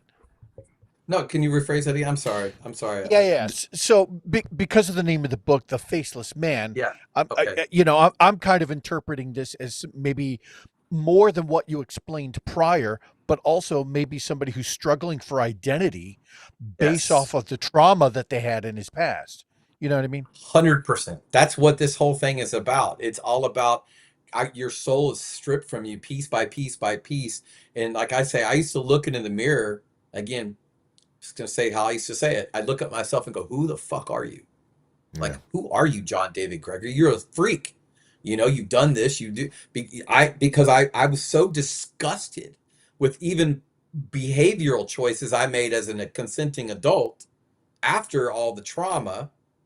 And then in the middle of that, I would have other traumas happen to me in Hollywood where I was exploited. And then but then I would run over here and and I'm just like, it was just, I didn't know who I was anymore until I was raped by this, casting associate guy. And that was the ultimate for me when, I've been high on meth, and this guy, like, just, he rapes me, and I wake up and I'm just violated and sore and just, And I remember taking a knife and sticking it to his throat and it was the grace of God I didn't slit the guy's neck. Grace of God. I had a knife. He was I had a knife to his throat, and I literally was like, I was shaking, and I was like, I literally had already seen myself slice his neck. Yeah. And I don't know how, it was like God, it was like an angel that literally kept my hand from doing it, and I just threw it back. It was like and then I remember getting all my stuff out, and he's trying to call me, and I like left, and and that's when I went back to my place in Burbank that I was living at the time, and I remember I wanted to kill myself, man, and it was I was so disgusted. But the whole thing is this identity of just, you don't know who you are, because your whole life you've just performed. People want me for performance. That's what they want. They wanted me to perform, and and for whatever it is, my penis, pardon me, was what everyone wanted. Sorry, no, that's not what that's not what they wanted. That would make it seem like it would be sexual. It's more about power. That's what it is. They wanted to dominate you and destroy you. That's what they want, because more than likely it happened to them. And that's the thing. There's two things, is that suicide is never the answer, because all you do is take your pain and turmoil and transfer it to the people who loved you. And sexual assault and rape is so dangerous, because what it usually does is create people who follow into those footsteps. And you have to break the chain. And the only way you break that chain and get over that literal perversion that is implanted into your brain is to discuss it, talk about it, because if you don't, it will replicate. In most people, it will absolutely replicate. It replicates in physical abuse, narcissistic behavior, drug abuse. Somewhere. Yeah, somebody made a comment and says, what happened to fight? This was Shirley. What happened to fighting these bastards off? They would have to kill me. Maybe if it happens when you're older and you have cognitive dissonance, when you have the understanding and know what it means. But when it happened to me, I was 8 years old, and it happened with a family member. So I didn't know. And the unfortunate thing is then that when that happened to me with an adult, the amount of pain, blood, and being held down with my face in a table with him on the back of my neck, I just, exactly like John said, is I took it so it could be over as quick as possible. And then pulling up my clothes and trying to ride home on my bike was impossible, and wound up throwing away all my clothes, because after riding home, they were soiled to death. I mean, it was over. I had to hide it from everybody. I didn't have a choice to fight, and I couldn't scream, and because I didn't know what to do. And so the problem with that is that I was lucky enough, it was so traumatic that my brain blocked it out. And I didn't feel it. I was stacking wood in Colorado, 18 and a half years old. And I missed my girlfriend, Catalina, at the time, who I was absolutely in love with. And I disassociated from California. I had no friends. I was on a mountain in Colorado. There was nobody around. And I was putting a piece of wood in the fireplace. And I literally, it hit me all at once. Everything, just all of it, all the visual, everything. And I felt like The Crow, where Eric Draven just touches the villain and says, I'm going to give you 72 hours or 24 hours of pain all at once. And he puts it in him. And then the guy's like, that's where I was. And I dropped the piece of wood on my foot and broke 2 bones in my foot. And I didn't know it at the time. And my mom comes in and she goes, what is wrong with you? And I'm sitting here, I'm in a fetal position, I'm just crying. I can't move. I'm 18. And she says, what's wrong? And I go, I'm having these thoughts, and these, and I'm like, literally just like I am right now. I have no idea what I was saying. And finally she gets it out of me. And, then the therapy starts and all that other shit. And I'll just tell you, if I didn't compartmentalize that information, Shirley, I can see where John David is saying this, because what happens is it happens as a young child.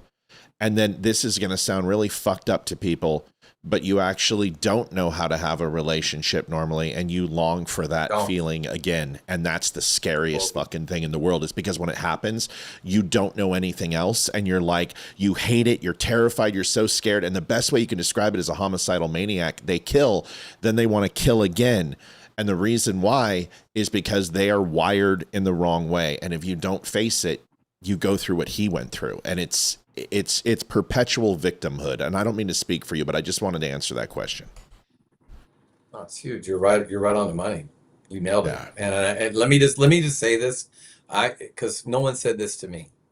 I'm sorry that happened to you. I want to tell you as a brother, dude, you know, man, I mean that. Like, I'm sorry if nobody is like that should. And I want to say this to you. That should have never happened. And for you to be sitting here across from me and you're being able to say it, like, I can see that you have the good healing that's working. But you know what? I tell everybody, some days are good, some days are not good. Yeah. You know, I still have a little bit of PTSD that kicks my ass every now and then. Yeah. But you know what? But that's the cross I bear. And then but the way, my greatest way to get back at it is to tell my story like you're doing, and hopes that we can help another person, let them know to not quit and to keep moving forward. Yeah, brother. Listen, it's a terrible, terrible thing. And it's, but you know, people ask if you could go back. No, who I am is based upon all of my trials and tribulations. We all have we have Job moments, man. That it talks about in the Bible. We've had our Job 100%. Moments, and you question God, especially when a priest or a pastor or whatever he was at the time, because he said he was one thing and was another. But you know, when he's holding a crucifix in one hand and me in the other, it's kind of hard not to blame God, and I did for a long time. And if it wasn't for this show and the fans who have helped me rekindle my relationship with Jesus Christ, I don't know where I would be. So I'm proud of you, man. I'm proud, and I'm sorry that it happened to you too. I appreciate that. I know I used to ask, like, I'm like, what, where were you? Like, that was always a question I had. Like, where were you in the middle of all of that, you know? And the greatest answer I could ever get from that was, it was like I felt like I heard the sweet words of Jesus that just said, I was there holding you to keep you up, you know, and that is, you're alive, and that is, you know, I'm still here. And that is, you know, God can't enforce himself on a person, because we're people of free choice and That's will. Right, free so will. We're not. And so, but I can say that he was with me, and people will say, oh, you found religion and all this crap. And I'm like, look, man, no. God, I know that his presence, and he was with me during all that, because there's no way at 56 years old I could still be sitting here talking to you like I am right now. I'm telling you, wouldn't happen. The Faceless Man is the book. I want you take that hardback you have right there, and you sign that and you send that to me, and I will make sure you're paid for it. But I want that copy, and I want to put it behind me.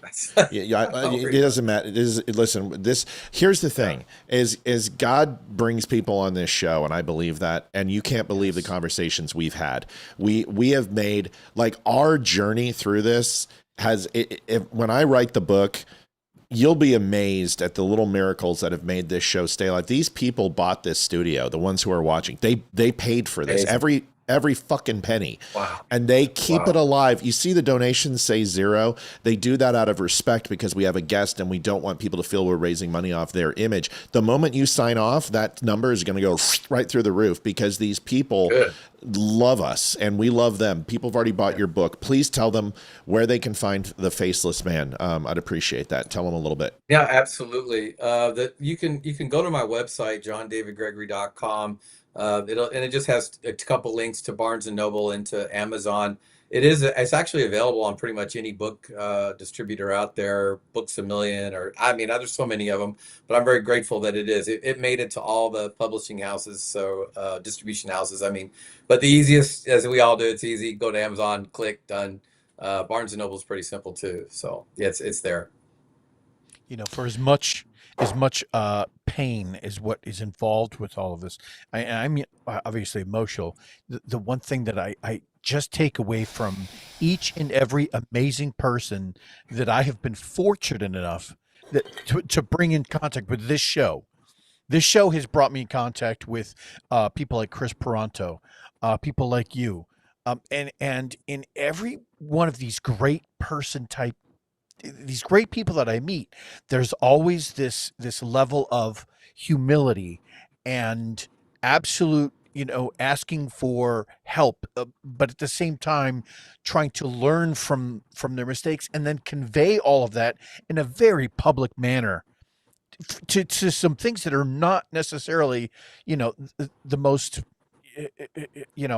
things that you would want people to know, but you do. Oh man, God love you, man. It's incredible. Thank you, brother. It's incredible.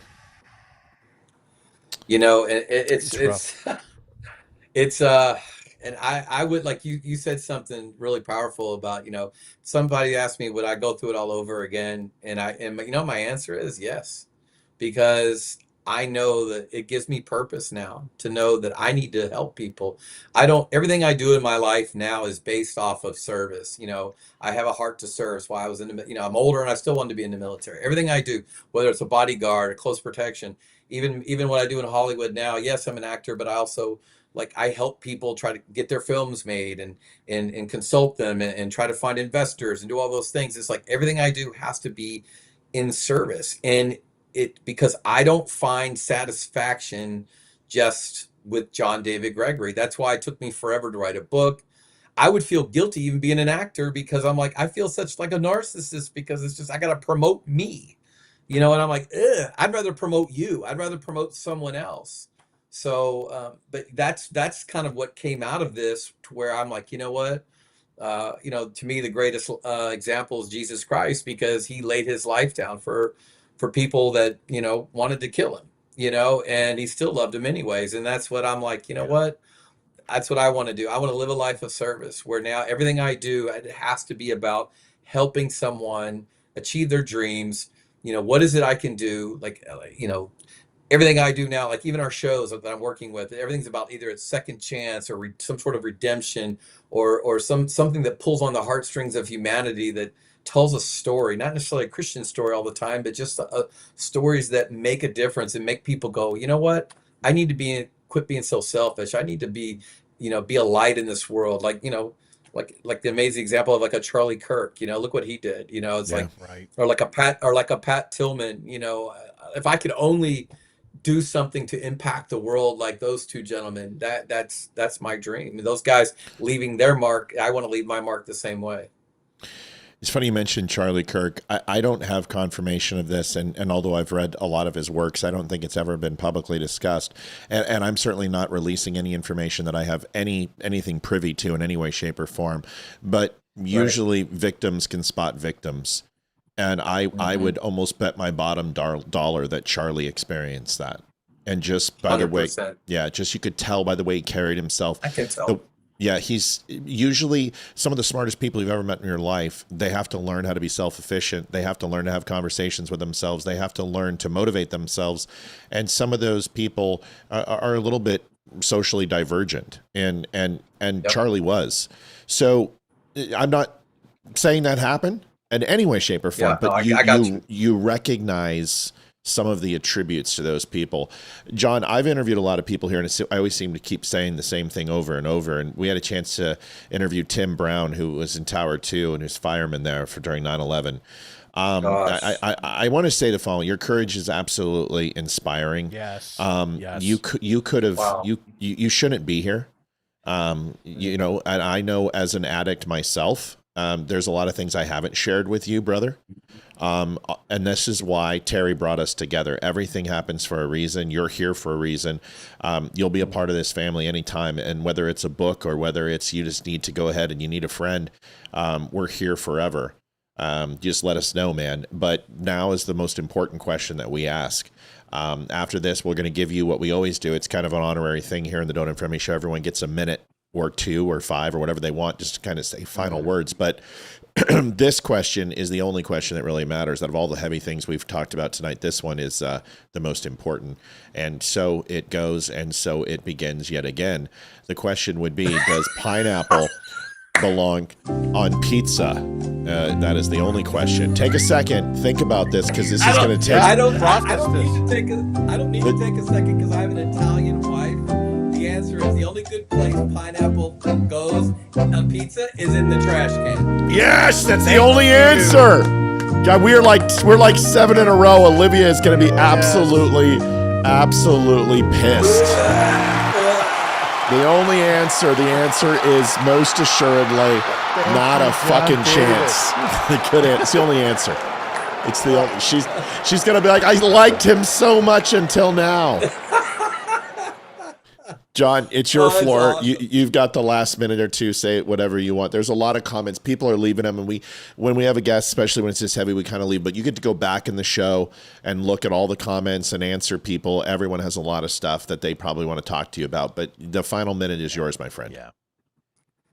Listen, I believe that I'm here. I believe that God sent me here to get this word out here today. There's somebody out there right now. You feel that, your time, you've been struggling. Maybe you even have a similar story, and maybe your wife doesn't even know about it. Maybe your kids don't know about it. Listen, man, that's what I'm here for.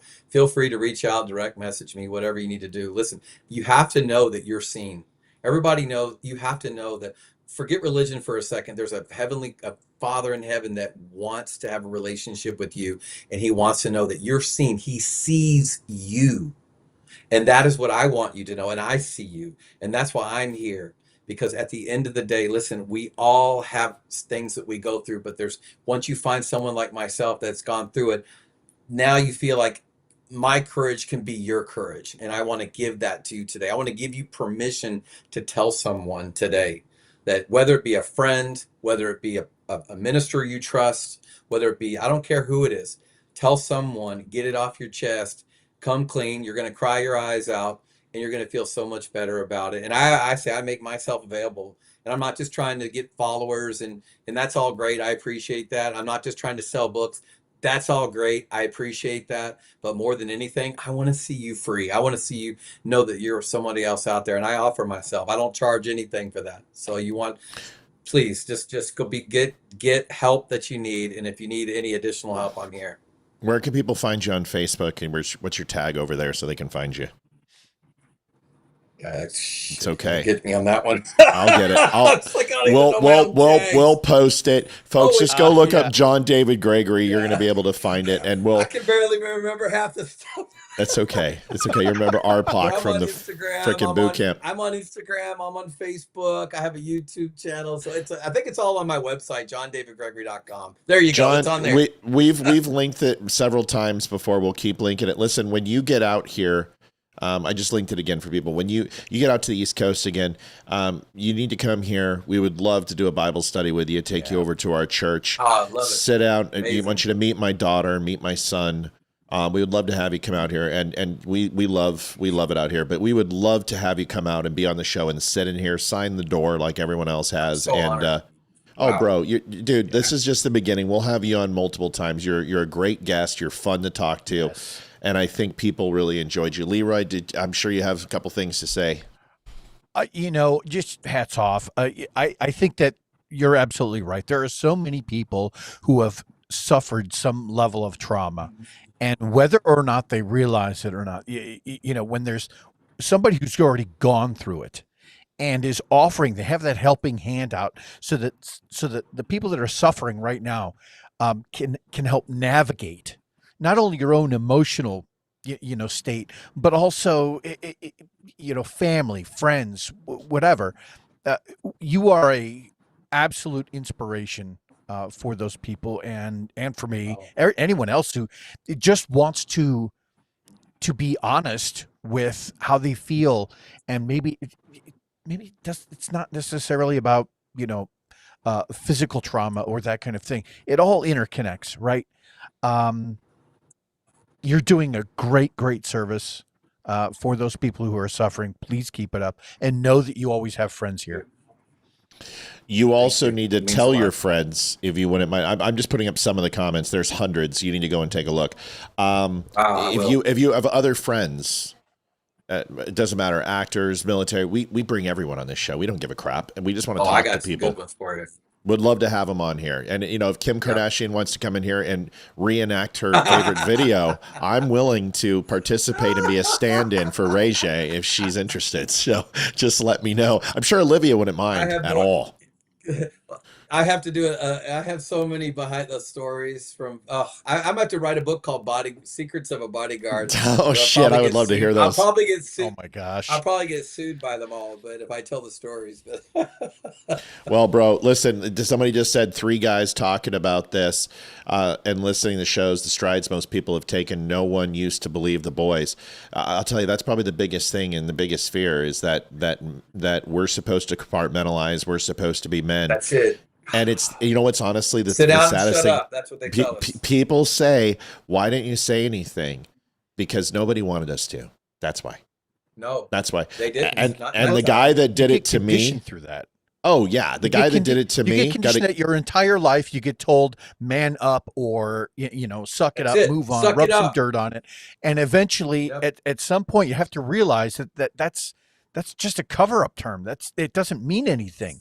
Like if you don't talk about this stuff, it's just going to gnaw away at your soul. Yeah, you have to get this stuff out. Yeah, the guy who did it to me, he got the key to the city of Ventura, California, was recognized by the Ventura public school districts, and I never said a fucking word. And that's my shame. God. He died, and I never said a word, and I have to carry, that's the guilt I carry, is the other victims that preceded me. That's the one I carry. And you know what? People go, "It's okay." No, it's not. Nope, I carry that burden. I'll carry that one because that's on me. I should have had the courage to do it earlier. But unfortunately, I'm glad you got to confront at least the people who did that to you. And that's a blessing in disguise. It really is. So, yeah. Amen. Well, somehow, some way, I believe the good Lord will give you an opportunity, brother, to make that right. Even in that guy's death, you're not. Hey, listen, you're not done yet. You got to. No. There's still. Yeah. Trust me, you still are making a difference. So, and you are right now.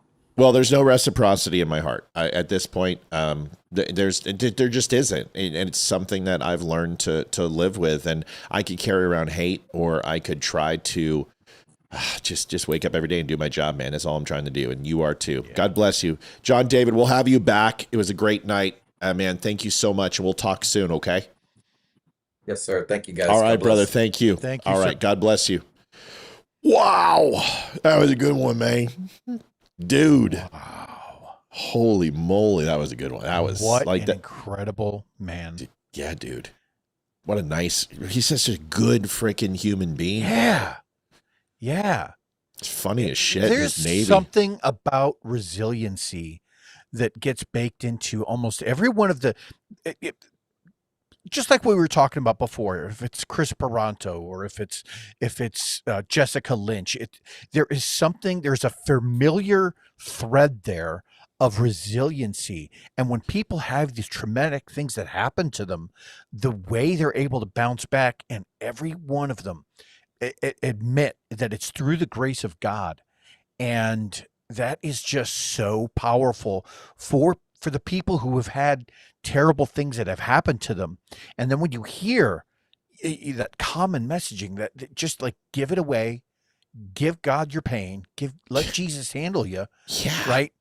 And just incredible stories. Amazing man. The fact that man found God, nobody has an excuse not to at least try. Like you don't have to be a faith, a dwemer or a zealot. No one's asking that. Okay. You don't have to be a despot. Just go a despot and go and actually just pick up the Bible. Go to church and just give it a try, right? Just learn, because that guy has every reason to repudiate God. Every reason. A man of God violated him, and he still recognized Jesus. And so if he can do it, anybody can. No, he did not like pineapple on pizza. And plus he called me buff, which is also good too. So, that's listen, we have to play. Sure. We're going to continue to talk about this for 15 minutes or so, and then we're going to get the hell out of here, but we've got to hit goal. We're at 0. So we got to play this and we'll be right back. Okay.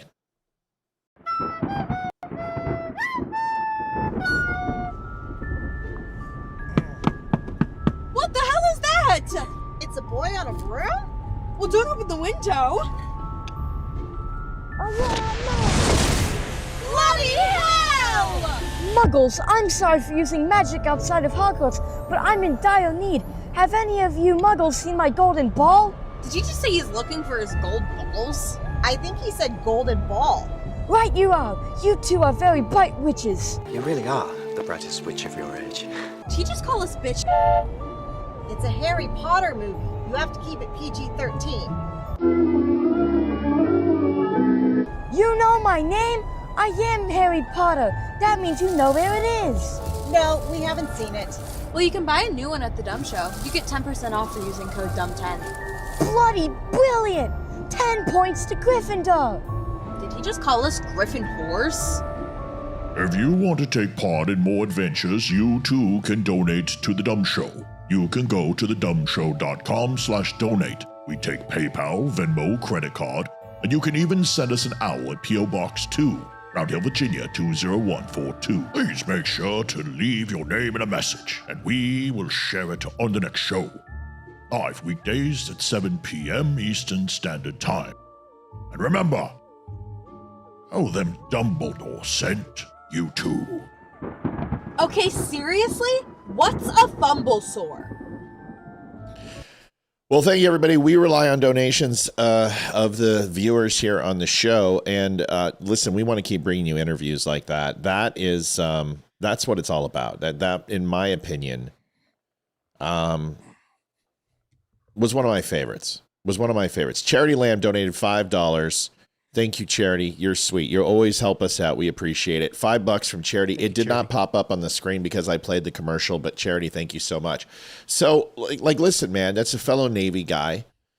There's a lot of cross-pollination in your life and my life with some of the things that he went through, and maybe not the SA stuff. We've never had that conversation, and that's not my story to tell. But your thoughts on the whole interview, his disposition. It's hilarious when you hear people tell stories like, "Hey, man, I bodyguard for Kim Kardashian." It's like Mike, my neighbor, special forces, worked with, doing body work for everybody. Your thoughts on it? There's a level of personality that is out there that when you hear, all right, I'm a bodyguard, or I protected so and so, that I don't know if it's a like a predisposition that everyone thinks this, like that person's going to be a huge badass and they're just going to, talk about, eating protein and doing 500 push-ups. Right. There's that type of thing, but to meet somebody who has done that job and is just absolutely humble with all aspects of his life, and was so willing to open up. That is somebody who has absolutely broken down all of those emotional walls and has made himself vulnerable. And there's a serious strength in that. There is if you don't have to hide who you truly are because you feel like you're not going to be accepted, this guy's beyond all that. He just wants to help people. And I think that is something that is truly rare these days. Yeah. And I truly look forward. I hope we hear more from him. Very inspirational man. Yeah, we haven't covered anything but John David tonight. That was only supposed to be 45 minutes, but once we started talking, I was like, there's no way we're going to have a regular show. And that's fine. And honestly, if we hit goal or don't hit goal, I really don't care. But the chances of us covering anything else tonight are probably zero unless we hit goal in the next 11 minutes. So I don't have a lot of faith in that. So we're going to, probably chalk this one up to a great message that people need to hear. Yes. and just move on from there. I'm definitely getting his book, and I want a copy of it. Most surprising part of the interview, the thing that made you go, wow. I mean, the right. To me quickly, this joining the Navy and not wanting to be a yeoman. I mean, that's a big one, right? I mean, because usually you get stuck in your rate for a while. It's not just like, I'm out. And he obviously wasn't a shitbag because the guy did what, 14, 15 years? He said he got out in 2016. Right. Thank you, Carrie. Another great interview. $5. Pittsburgh's $5. Thank you very much, Carrie. He said he got out in 2016, and he said he came in shortly after 9/11. So yeah, that's at least 15, 16 years. No, more than that, right? Well, yeah, he went in I wonder if he separated 2001 for some time. We didn't get into that much. And 15. It maybe I doesn't matter. should. The guy was in for at least 3 reenlistments. So Right. even went on a 5-year stint. 16's 4 reenlistments. So whether it's a 4 or 5, $20 from JD Stillwell. Thank you, JD. Great guest. Many similarities between he and I. Yeah, that's what resonated with me. A lot of like that guy and I had some very similar background, and that's why, like, I'm surprised I didn't get emotional. But you know what? That's his story. It's if I tell mine, that's one thing. Yeah, so 15 years. That's what shocked me. What about you? What was the big thing? Just how. Thank you, Kirsty. $5. Thank you, Miss Worthen. Kirsty. How everything seemed to have lined up for him, timeline wise. When something happened, someone else, through God's grace, intervened. Like this thing with Robert Downey Jr. when he said he found himself living in a car. Well, no, you have a room now. Who's incoming? This is Anonymous, donated $21.10. Says, awesome interview. God bless. Thank you very much, Anonymous. It just, for me, it was all of the kind of more subtle things that were happening. Every time that he needed something to happen in his life, it happened. Yeah. And I think there's only one credit you can give to that. And what else could you give credit to? You know what I mean? Right? Because look at where he's at. He has his health. He's got a family. He's so. That's the thing about sexual assault survivors that I found about them is they're just so happy that they're able to survive and get through it and still have a productive outlook on life. Because you guys don't understand, there's once you uncover that, or you have it happen to you and you don't compartmentalize it, it's really all you think about. And the best way I can describe it is I want you to imagine like you get into a fight with your loved one. Joseph Hillstrom, $21.10. Great guest and show, Matt and Leroy, but the U.S. Air Force is elite as well. Okay. Well, we thank you for that. If it was I like, work at Right Pat, I get it. We love the Air Force with no disrespect, but it's like having a loved one be mad at you, and they sleep downstairs and you sleep upstairs, and your wife is like pissed at you, and it's in your thoughts and you can't sleep, and you're having dreams about it, and you're tossing and turning, either because you're so pissed at her or because you're like, is this going to be okay? Or I want you to think about, like, all of a sudden this is insurmountable debt that you owe the IRS, and it's like 40 grand, and you're like, oh my God, I don't know what I'm going to do and how am I going to survive? Right. It's with you. Same thing with sexual assault, but you can't get rid of it ever. There's no solution. There's no way you can't be without it until you face it. And that's the truest form of example I can give you of what it's like. So the fact that he made it through and all the drugs and everything else, and he wanted to commit suicide, that he's here is more of a testament that God was involved than it doesn't. It doesn't disprove the theory. It actually qualifies it in a lot of ways, because how can a mortal man do that by himself without some sort of muse or some sort of guide carrying on their shoulder? I don't know. I just don't see, I don't think we're that strong. You know what I mean? I absolutely know what you're saying. And I'm hearing a friend of mine. I'm hearing their voice right now, where they at one point your mic. You're too far away. Say it again. Oh, sorry. One of my friends had said something at one point to me that is, and this is, we were talking about my trauma at the time, but it's relevant in this case. And I was told, you don't forgive somebody else for their actions for them. You're doing it so that you don't have to haul around all of that emotional baggage and hate. You're doing it. You forgive somebody else. You do it for you. Right. And then that's what allows you to just kind of let go of that pain. Yeah. And you really do. You double the effect of that when you accept God and you accept Jesus into your heart. Debbie Hensley donated $25. Thank you, Debbie. So I was told I have to tell a story. Yeah, get the chicken out, dude. People love the chicken. I was going to order one. Okay, go do it. There you go. Is that the best you got? Doesn't do a long one. Manhandle the thing. Jeez. I mean, you can't choke the chicken. I'm just going to get it. There it is. That's better. All right. Good job. All right. So if you donate, the chicken comes out. I was going to order a couple of those from Amazon and I forgot to do it. It's a great thing. And I think it's wonderful. All right. So here's the story. So last night we were an hour and a half late and people were such amazing supporters of the show. And we love you guys. Thank you for carrying us. But we were waiting for a plumber. Now we said that this plumber was Arabic and his name was Rajar. And actually we made a joke. We thought it was Roger. It was actually Rajar. And he absolutely was Muslim when he walked in. He did not have a vest, but he did walk in. Now, I didn't see him because Olivia greeted him first because Olivia popped tall long before I did, and I finished the show.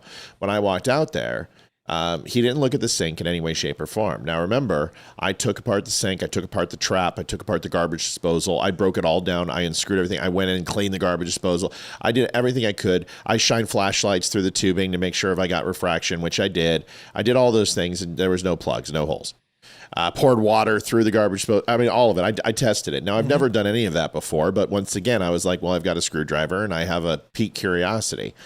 And I realized after back channeling everything, Matt and Leroy, off the cuff, who's better, the Blue Angels or the Thunderbirds? Thunderbirds.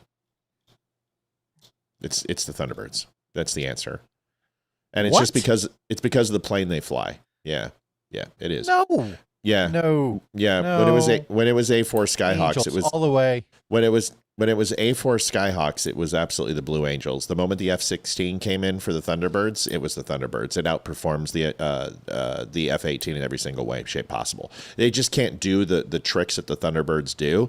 But it doesn't mean that the Blue Angels aren't equally as skilled and incredible. It's just that the F-16 can do absolutely a hell of a lot more maneuverable. And we're done listening to why you're wrong. I'm going to tell me why I'm wrong. Tell me why I'm wrong. Because you can't you can't make an emotional argument. You have to actually tell me why I'm wrong. No, absolutely. Okay, I'm going to tell you that it's not necessarily about the abilities of the plane that we're watching when we see any of the acrobatics. I mean, they don't use any of those maneuvers during real dogfighting.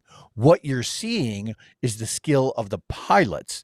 And I think it's been documented several times over that the Blue Angels, when they come, wingtip to wingtip, or when they're wingtip to right over a canopy, they're a little closer than their brethren in the Air Force.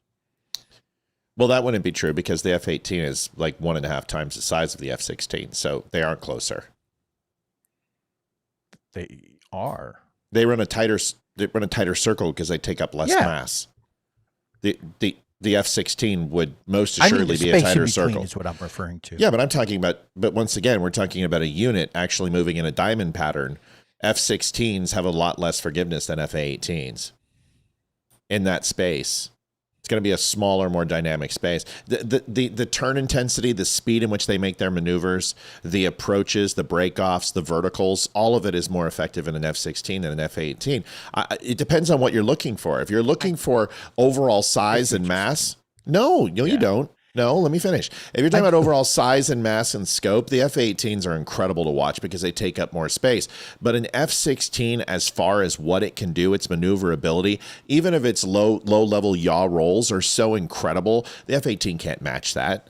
If it's speed and overall difficult of maneuverability, I give it to the Thunderbirds. If you're going for uniform tightness and people going past the boundaries of what their rig can do, well, then it's the Blue Angels.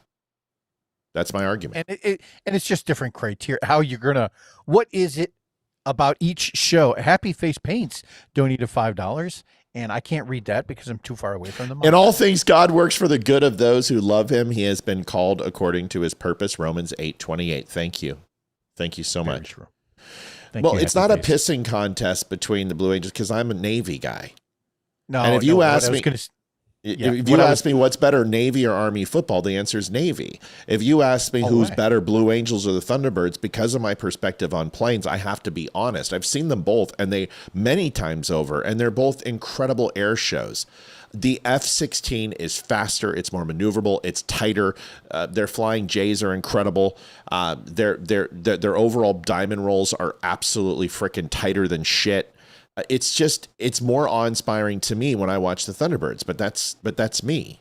That's all. Go ahead, Leroy. And what I was going to say was you have to have what is your personal grading criteria, right? And if that is what, if the maneuverability and the speed or the distance in between, it's however you judge that. But 3/4 of the reason that I'm saying that the Navy is better is because I work on an Air Force base and I have people that watch me and I don't care.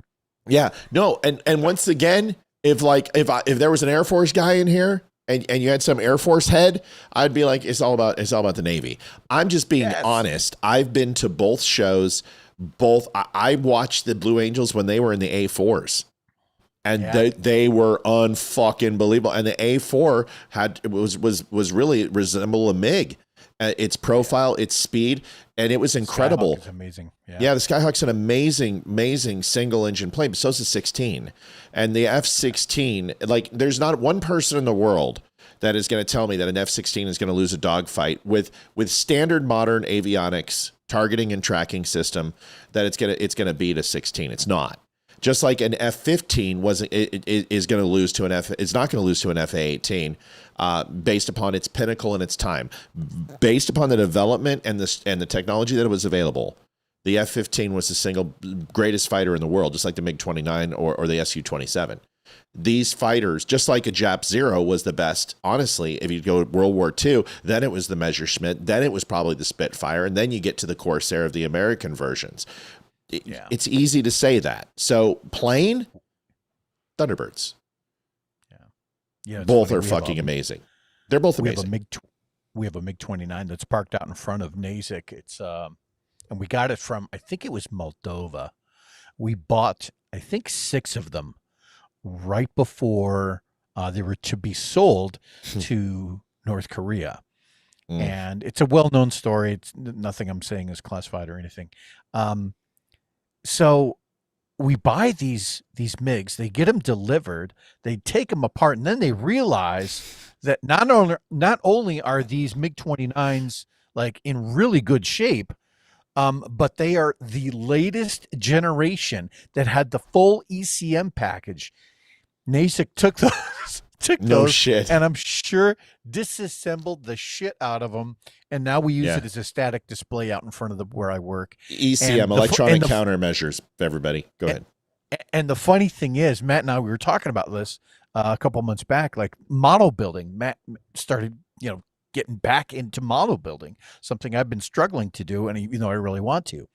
And a lot of times when you get these perfect models, right, just absolutely, Matt does an amazing job at either weathering them or, making them look very, very, Joanne Townsend, $50. Sorry I missed the show. Thank you, Matt and Olivia. Joanne, you got to go watch it. You got to go watch it. It's a really good show. Joanne. We're going to do the plumber story. Relax, people. We're just finishing our literally moving on another topic. Go ahead, Leroy. So when you see a lot of these, they look just absolutely immaculate. Everything that Matt does, like, that looks amazing, right? When you see a MiG-29 up close and personal, you think to yourself, my God, that thing is rough. Because it is just, I don't know how they're airworthy, honestly. Because they're flying shit. Like they look like they're held together. It looks like a Hungry Man. It looks like a Hungry Man TV dinner. With wings. Tremont says, I feel the A10 is the best. Well, that's my next build, by the way. I'm doing the Birdcage F4 right now. And once that Birdcage is done, I just finished the prop. I got to do the landing gear, and then I got to go ahead and distress it. I'm going to be doing the A10 Thunderbolt.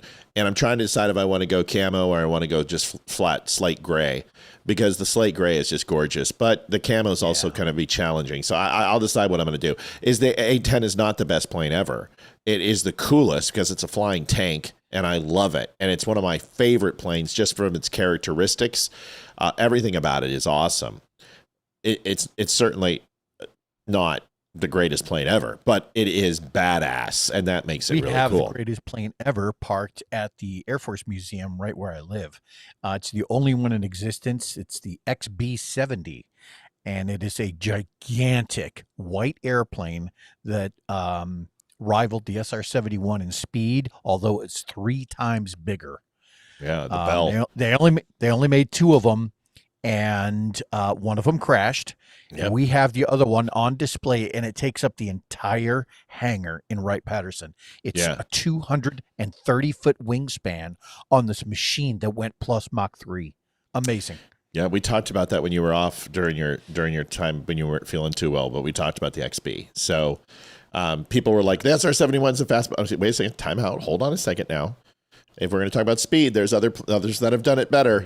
A lot more, yeah. Yeah, and a lot more you don't know about, and that's the other thing I said. But we're not going to go into that. So here's the rest of the plumber story. So guys, we divert paths, but we always come back home. We usually do.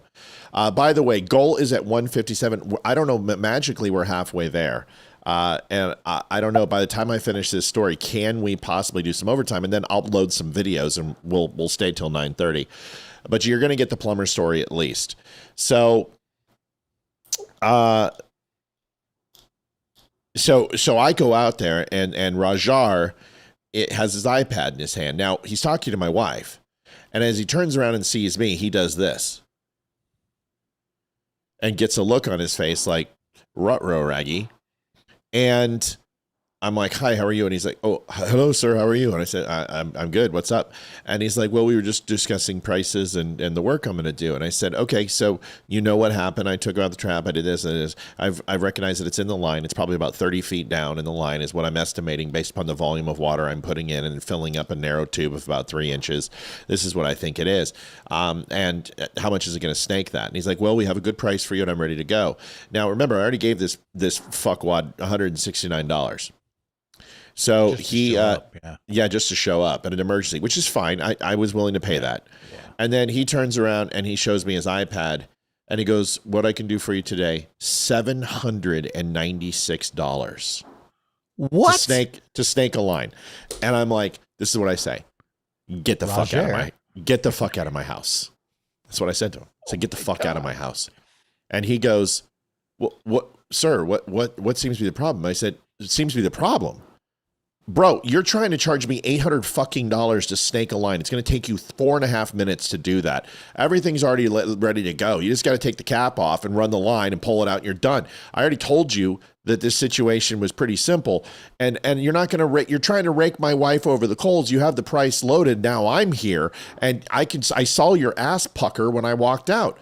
Get the fuck out of my house. And he goes, but you've already given us, that's not refundable. I said, yeah, and I don't give a shit because I can go find a plumber tomorrow who's going to come here for 50 and do the job for 100. I'm still going to save money. So keep your fucking blood money and get out of my house. And he goes, I want to make a deal with you. I said, listen, this isn't the fucking Saudi bazaar, bro. We're not. Right. I'm like, give me the best price or get the fuck out of my house. And he's like, are you United States Navy? And I said, you already fucking know I'm United States Navy. You can see the tattoos. You walked by the house. Yes. He's like, I'll give you a veteran discount. I said, okay, that veteran discount better be 50% off. Right. So he's like, after the discount, I can give it to you for $680 something. I said, get the fuck out of my house. That's exactly what I said. So then he's like, I need you to sign here. I said, shove that up your ass. I'm not signing anything. He's like, well, you need to sign. I said, no, I refuse. Get out of my house.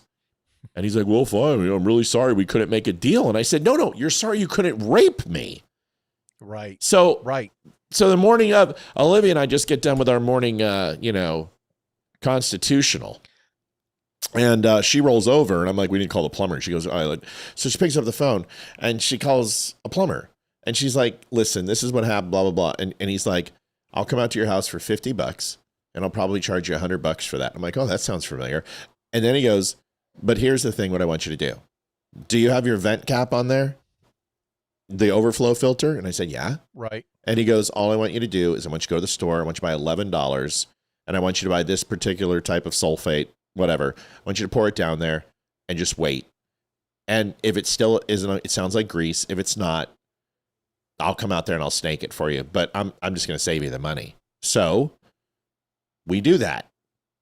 And I didn't know that cap was there. So I found it and we did it. We poured it in and literally running absolutely free. And this plumber who wasn't a jackass. So I go ahead and I call the company back. And I said, first of all, my name is Matthew Speer. I want to let you know what I'm going to do. I'm going to call the state's attorney. I'm going to be reaching out to Weights and Measure. From there, I'm going to go ahead and contact the Better Business Bureau. I'm going to contact my very, very good friend who actually works in verifications and certifications and licensing for all plumbers, contractors, HVAC, and all blue-collar trades. Reach out to him and file a formal grievance. And then I'm going to go on my show tonight where I speak to 40,000 Virginians, and I'm going to tell every single one of them never to use your fucking company again, or you're going to refund my $169. Mr. Speer will refund that to you immediately. Yeah, I thought so. Then I just sent the $169 to the plumber who saved us money and said, fuck all y'all. There it is. There's the story. Wow. That is gnarly. What a story. It blows my mind that some people would answer the door, like show up to do these services and absolutely try to seize on your desperation to get something done, not the actual value of the work. Right. You know? Right. No, well, and that plumber was probably like, why did I get that money? There's no way. That's insane.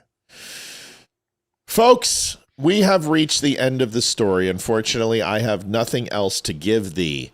It was a good night tonight, and we got a great interview. And unless, I kept it plumbers. Absolutely. There's no way I'm not going to reward somebody for doing something like that. I also know they eat at our diner, so I'm going to buy them breakfast next time I see them. But listen, I'm not an unreasonable dude. I'm really easy to get along with. But if you come in here and you try to haggle me, it's the same thing when I try to buy a car. You're not going to win. You remember your Windows thing when you told me you're getting your Windows replaced? And I'm like, dude, this is what I need you to do. I need you to pull the salesman over and I need you to go to him and say, you're getting 43 points of margin. There is more margin in here than I can shake a stick at. You need to come down in price. And didn't he come down like $5,000 or some shit? Right. Yeah. No. Did you hear me? I know you were focused on something else, but do you remember how much did you save that night? It was a shade over, it was like $5.5, $6,000, somewhere in there. Yeah, because he's like, I was selling windows and roofing, and I'm like, this guy's fucking you over. He's got plenty of margin in there to give away. Go over there and tell him, you know what? Stop all production. We're done. and then what do? No. Wait, let me take some money off of this. Leroy, get us out of here. I would like to stay for overtime, but you know what? I think everybody is just, they're having a night, and we're going to let them get out of here. For my 1 minute, I'm just going to do a little Matthew praise here, but don't let it go to your head. Sure. This show has done so much for people like myself. I have never been afforded an opportunity like this to talk with people like John David Gregory, to talk with people like Tonto, or to talk with people, not that he's been on the show, but Nick Freitas, if you're watching this show, please come on at some point. I got some things in the works. Wait, Darla Moore comes in with $50. It's at $207. Hold on a second now. Hold on. Yeah. I'm seeing some signs of life. We might have to play some videos. Go ahead, buddy. Finish up. Make it long. Stretch this shit out. Well, my point was that in every one of these people's stories, just extraordinary stories. Barry Morgenstein, another great one. Jessica Lynch, like all of these people that we have been afforded the opportunity. Ryan Weaver, dude, to talk with. Ryan, yes. Every one of those people are just so inspirational, and they are humble and loving and kind.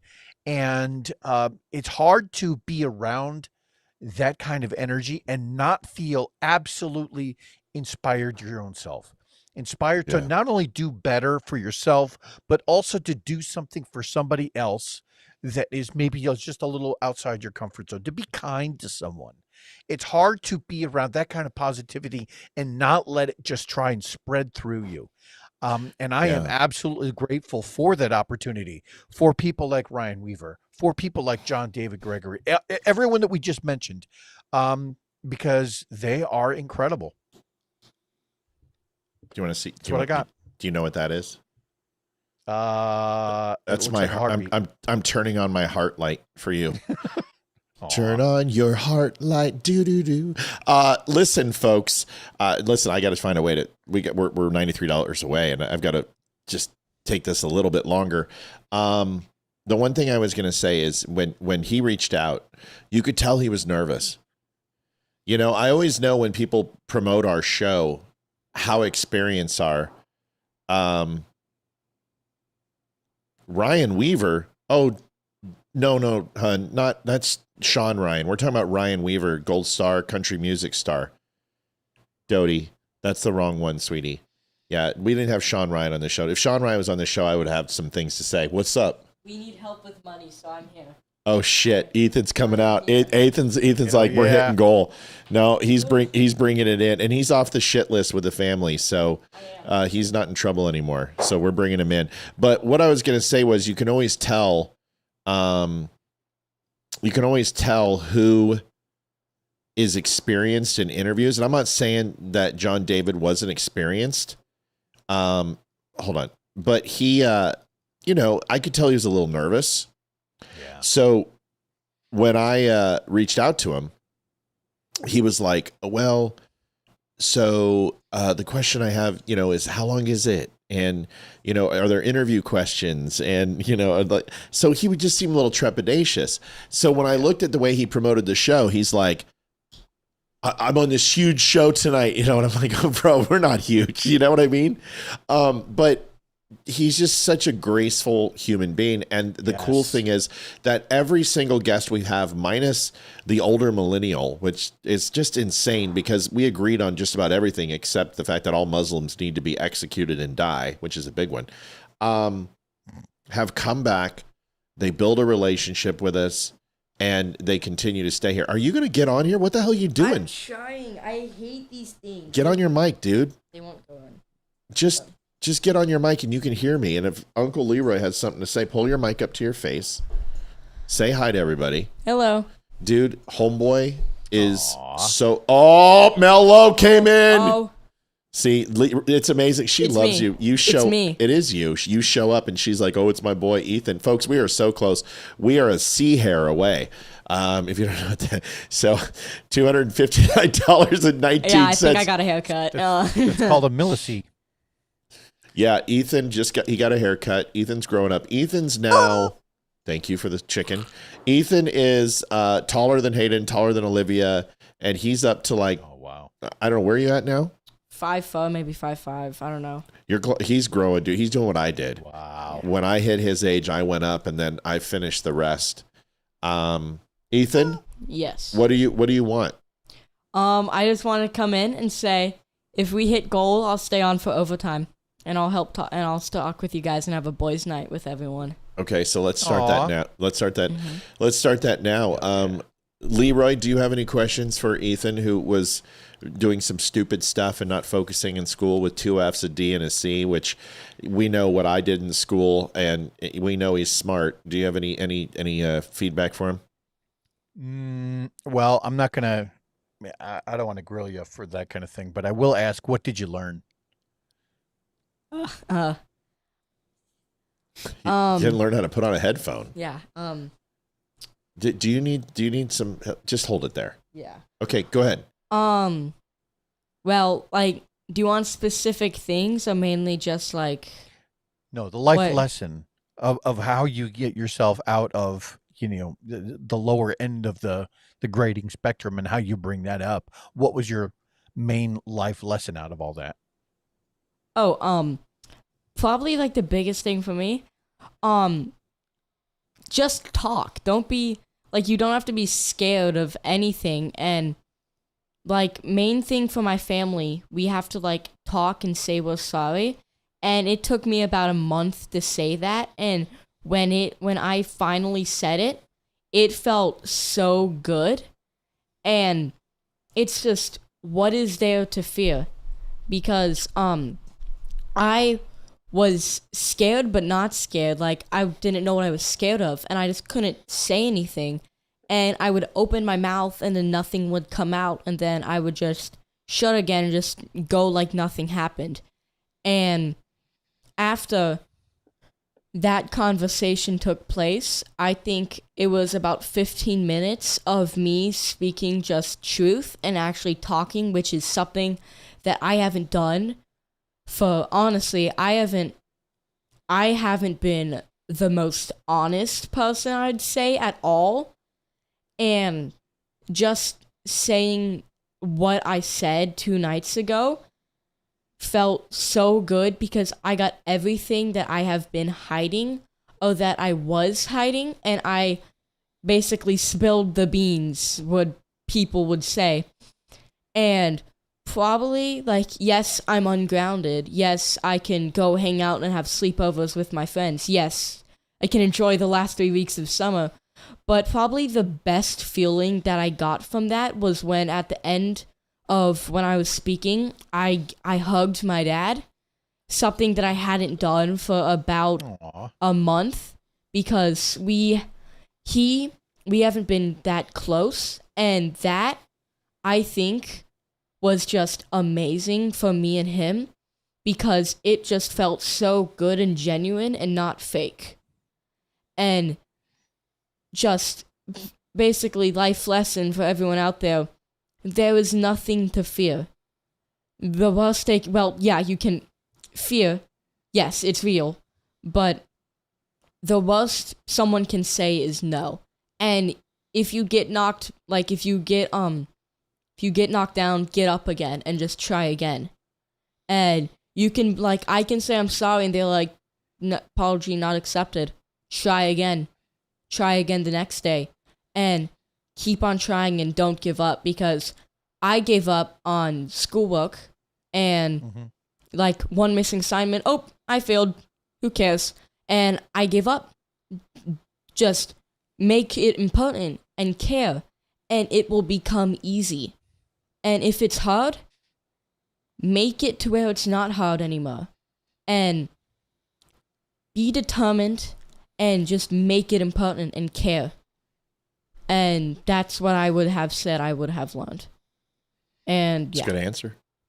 It's a really good answer. And it kind of reminds me, there's your dad probably has it stashed away in his personal library somewhere, but at some point you're going to want to read Jocko Willnick's Extreme Ownership, because that's the kind of philosophy that gets described in the book. If you can do those kinds of things, then as you graduate, as you get older, and as you make certain successes in life, one thing builds on another, and next you know, you're unstoppable. Darby Carlton donated $40. Darby, thank you so much. That was amazing. We're so close. We're just a few cents short. The biggest thing about 81 cents. Thank you, Darby. Yeah. The biggest thing about Ethan is that, he hasn't been held accountable like Hayden has, and accountability came. And, I always was like, well, I'm not going to thank you, Carrie Ripley, $20. Well, that's that, folks, because Ethan is back in good standing. Great job. Yep. It took a while. So he gets to help enjoy us ringing in overtime. We have officially hit it. And we will finish off the show the next 6 minutes, but let's go ahead and celebrate in the way that we do.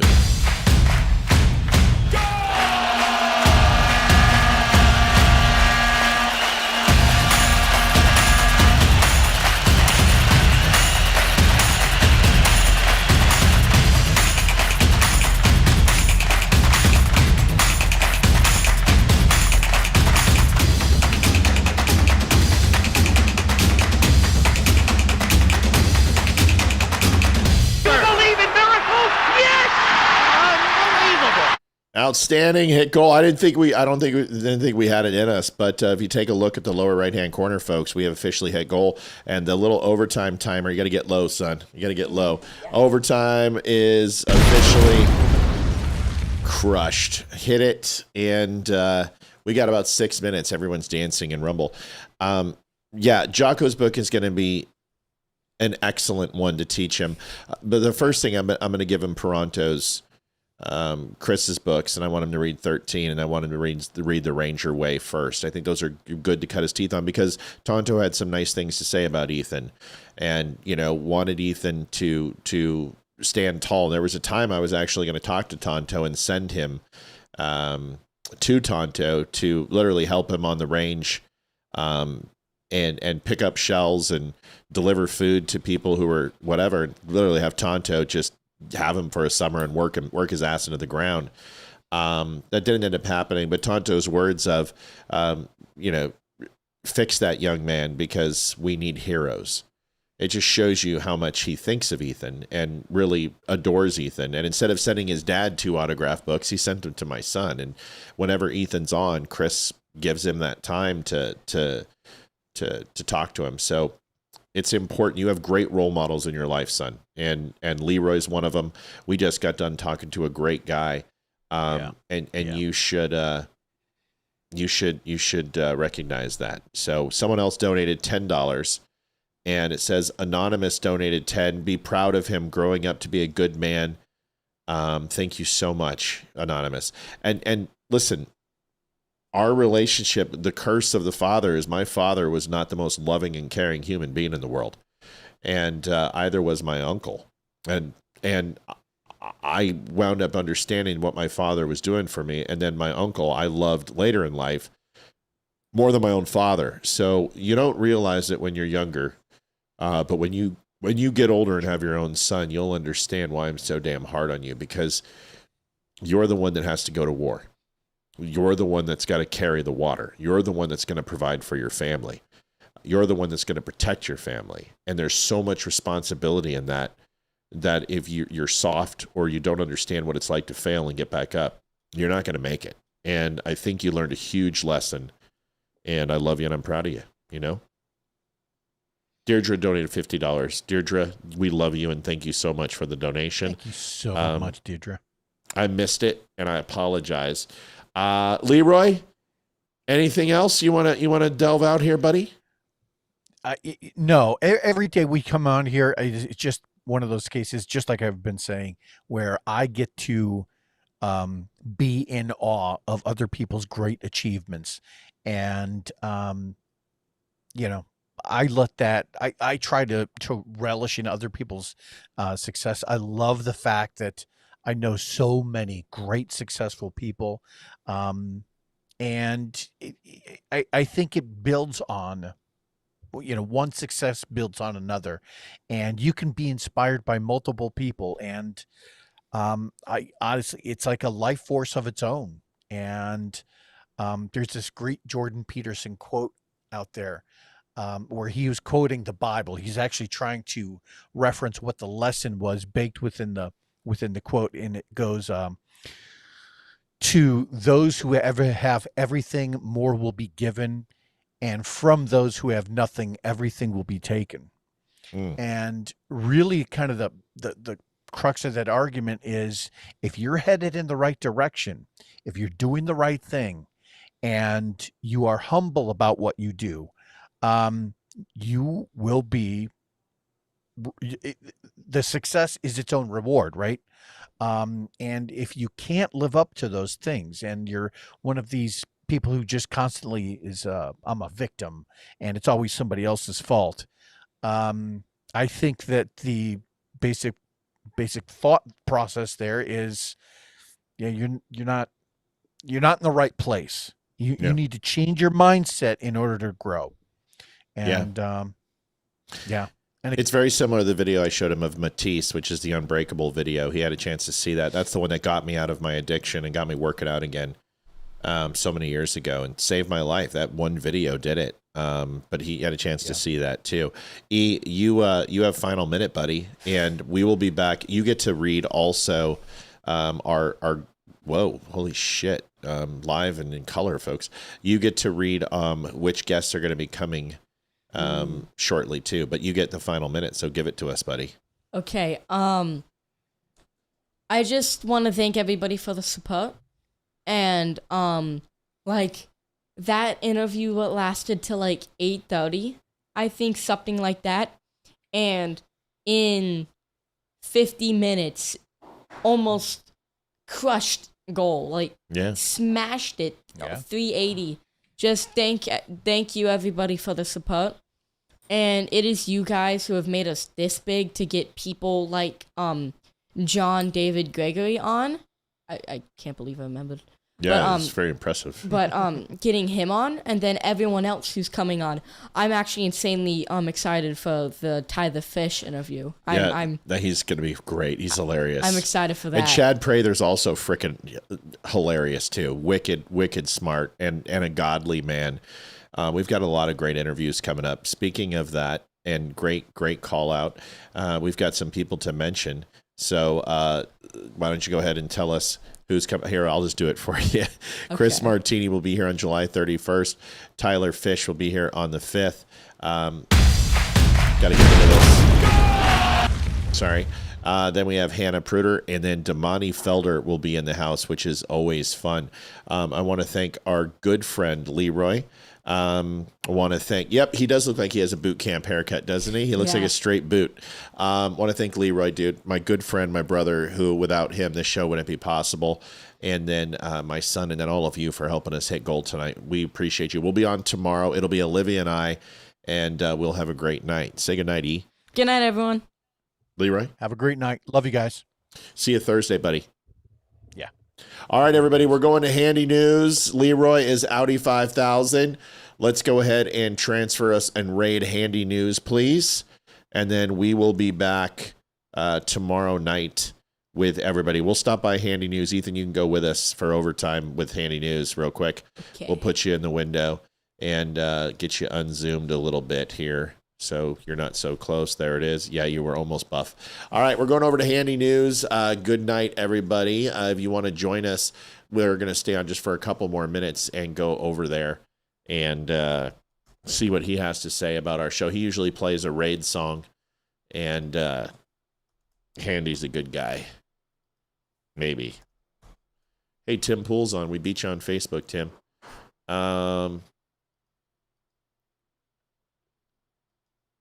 Handy News. There it is. All right, let's go. Second Rumble raid, Third, I think. Maybe fourth, but it is the dummies. Yes, the Dumb Show has hit us with a raid.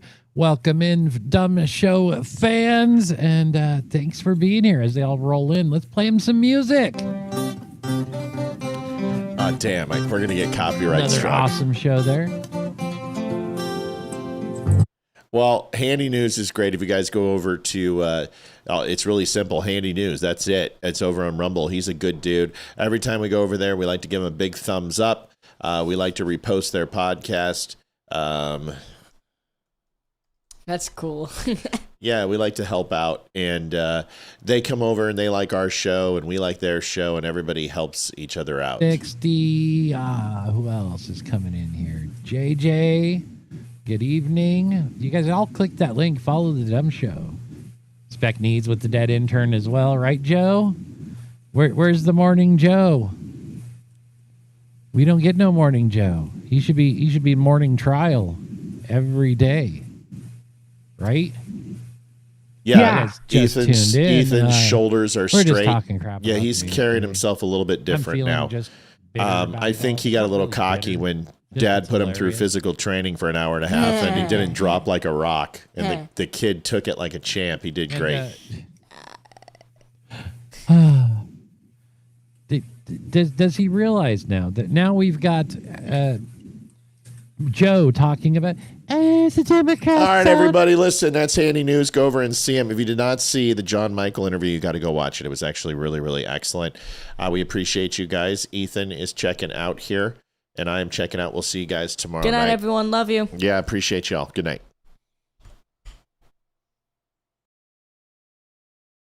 Adjusting transmitter output. This is the Don't Unfriend Me Show with your hosts, Matt, Leroy, Amy, and Olivia. Geopolitics, military analysis, and election coverage. Coming to you live on all major social media channels at The Dumb Show.